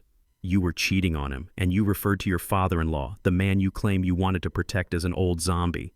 I can explain, Emily stammered, standing up, her chair scraping loudly. It was just a joke. I was stressed. Tyrone made me sit down. Mrs. Cole, the judge barked his gavel, banging against the wood. Ms. Sterling was not done. She played one final clip, the audio I had recorded from the vent the night they put me in the basement. We can leave him down there with a timed feeder for all I care. Emily's voice sneered through the speakers. We deserve this money, Tyrone. I want that trip to the Maldives. The silence that followed was absolute, heavy and suffocating. It was the silence of a truth so ugly it sucked the air out of the room. You were not a victim, Mrs. Cole, Ms. Sterling said, closing her case. You were an accomplice. You were a co-conspirator. And in many ways you were the architect of this abuse. You dehumanized a 70-year-old man for likes and cash. You cheated on your husband while helping him commit fraud. And when the walls closed in, you tried to sell your victim's dead wife's jewelry to buy a plane ticket. Emily looked at the jury. Desperation clawed at her throat. She looked for the sympathy she had seen minutes ago, but it was gone, replaced by disgust. She looked at me. Harrison, she wailed, stretching her hand out toward the gallery. Tell them I took care of you. I brought you food. I stood up slowly, leaning on my cane. I looked her in the eye across the crowded room. You brought me poison. Emily, I said, my voice carrying to every corner of the court. You fed me sedatives and called it care.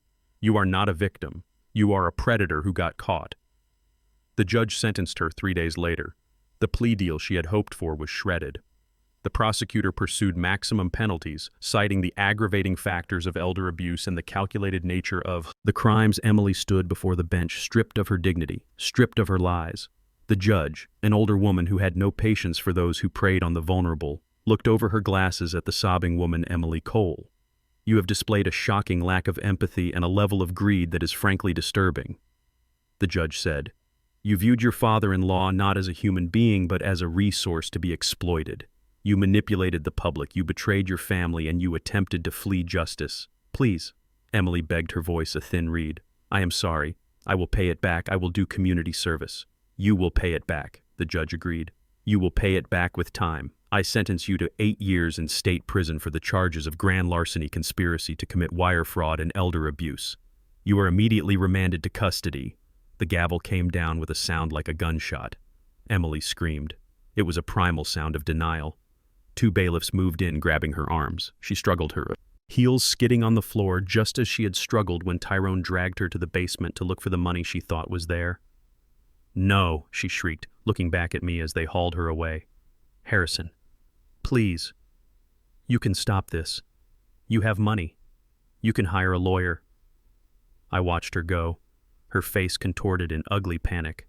I thought about the days she spent filming me in the basement mocking my feigned confusion. I thought about the way she looked at my furniture, my clothes, my life with utter contempt. I could stop it. I could have hired the best defense team in the state. I could have claimed. I was confused that I had given her permission, but I did not. I turned and walked out of the courtroom, the tap of my cane on the marble floor marking the rhythm of my exit. Emily wanted a life of luxury. She wanted to be taken care of. Now she would have a roof over her head, 3 meals a day, and a structured routine for the next 8 years.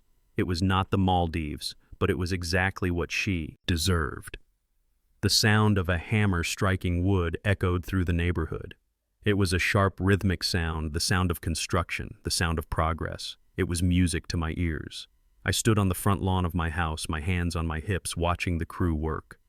They were not the rough, careless movers Tyrone had hired to gut my life. These were union men, skilled carpenters and masons. I had hired them myself using the contacts I had built over 40 years in the industry. They treated the wood with respect. They measured twice and cut once. They built things to last. I had moved back in 3 days ago, immediately after the police released the crime scene tape. The house smelled of stale air and violation. The floors were scuffed from the boots of the movers and the police. The walls still held the echoes of that terrible night when I was dragged out in handcuffs. Most men would have sold it. Most men would have taken the money and moved to a condo in Florida trying to outrun the memory, but I am not most men. I am an engineer. When a foundation is solid, you do not abandon the structure just because the windows are broken. You repair it. You reinforce it. You make it stronger than it was before.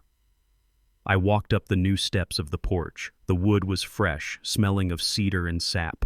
I ran my hand along the railing, checking the sanding. It was smooth, perfect. I had ordered them to tear down the old railing, the one the movers had smashed. I did not want to patch it. I wanted it new. I wanted to erase every single mark Tyrone and Emily had left on this property. Inside the house was a hive of activity. Painters were rolling a fresh coat of warm cream paint over the walls, covering the scuffs and the shadows I had ordered. The carpets ripped out, exposing the original hardwood underneath. I hired a specialist to refinish the floors until they gleamed like honey in the sunlight. I walked into the kitchen.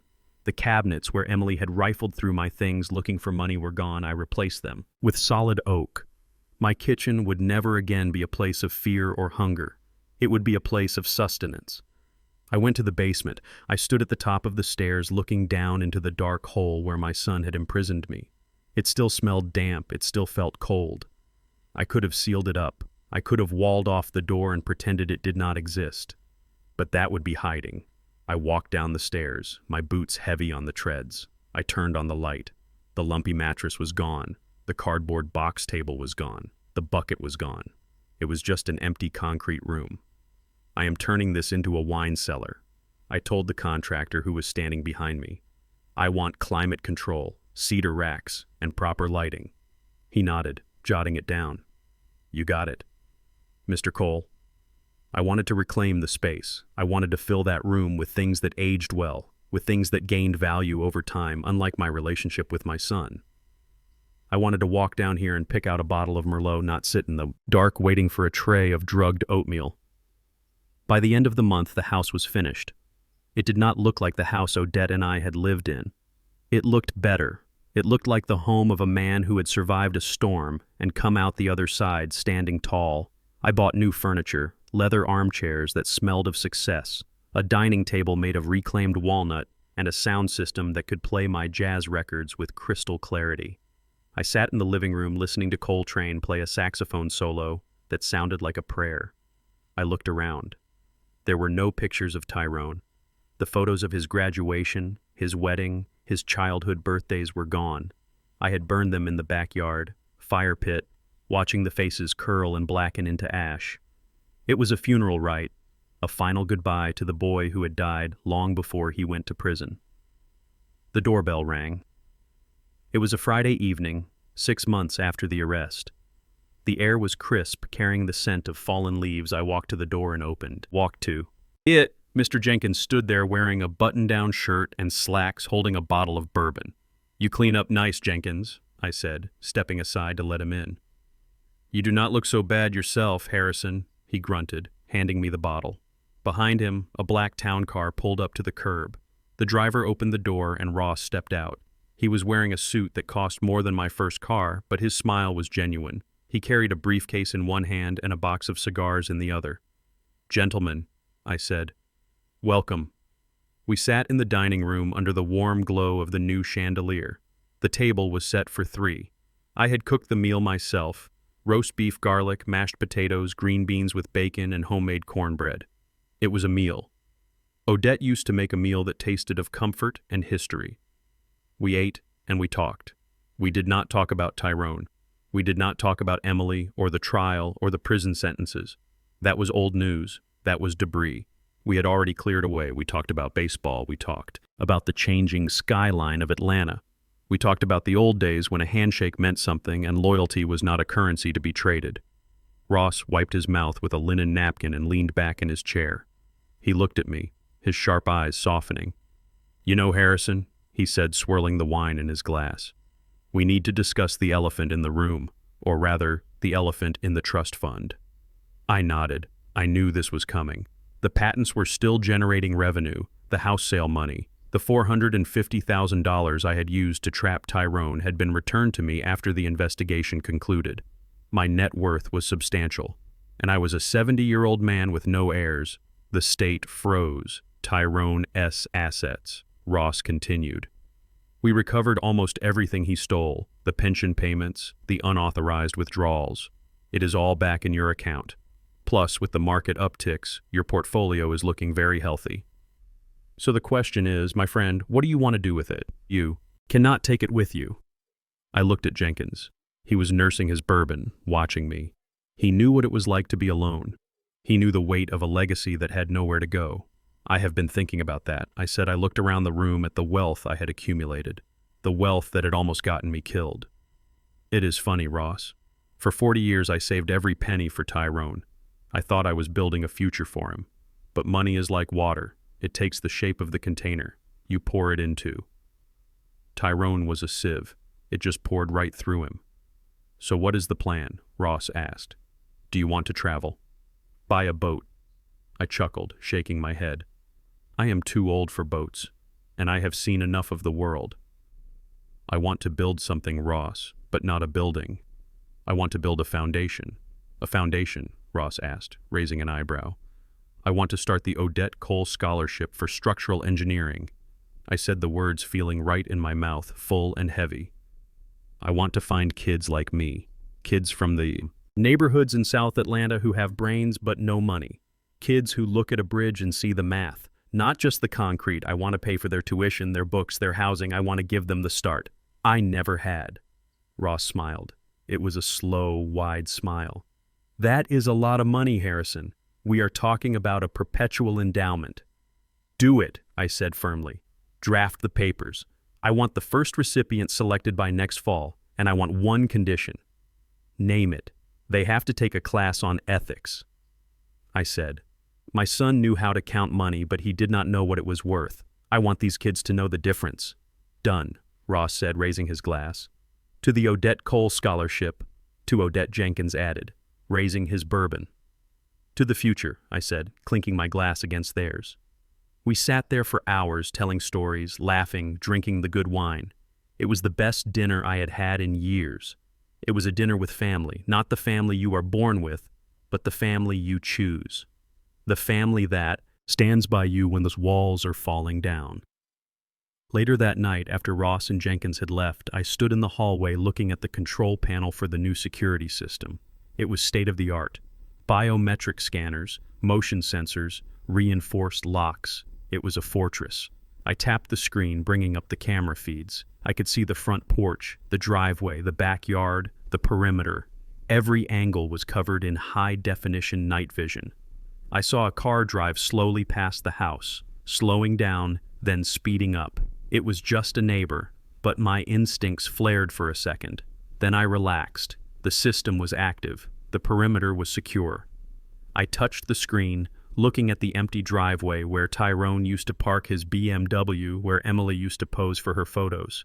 It was empty now, just clean concrete and moonlight. "No one comes in," I whispered to the empty hallway. "No one comes in unless I open the door. Not friends, not neighbors, and definitely not family. I turned off the panel and walked to the kitchen. I poured the last of the wine into my glass and walked out onto the back porch. The air was cool and the stars were bright pinpricks of light in the velvet darkness. I sat in my rocking chair, the wood creaking softly underneath me. I took a sip of wine, tasting the dark fruit and the earth. It tasted like freedom. I was 70 years old. I had no wife. I had no son. I was alone in a big house filled with expensive furniture. People would look at me and see a sad old man, a victim, a tragedy. But as I rocked back and forth listening to the wind rustle the leaves of the oak trees, I did not feel sad. I felt heavy. Yes, heavy with the knowledge of what people are capable of. But I also felt light with the burden of lies removed. I had faced the worst betrayal a father can face, and I had survived. I had dismantled the trap and caught the hunters. I had rebuilt my home on my own terms. I raised my glass to the moon. "Here is to you, Harrison," I said softly. "You are still standing, and in the silence of the night, surrounded by the fortress I had built, I finally found the peace I had been looking for. It was a solitary peace, a quiet peace, but it was mine, and no one was ever going to take it from me again." My journey taught me that blood does not guarantee loyalty. We spend our lives building homes, careers, and families, but the strongest foundation must always be our own self-worth. I learned that saying no to toxicity, even when it shares your last name, is the ultimate act of self-love. You cannot save people who are determined to drown, and you certainly shouldn't let them use you as an anchor. True peace comes when you stop sacrificing your dignity to keep others warm. I lost a son, but I regained my life, and that is a victory worth fighting for. If you enjoyed this story of justice and resilience, please hit that like button and subscribe for more. Let me know in the comments. Would you have forgiven Tyrone, or did he get exactly what he deserved?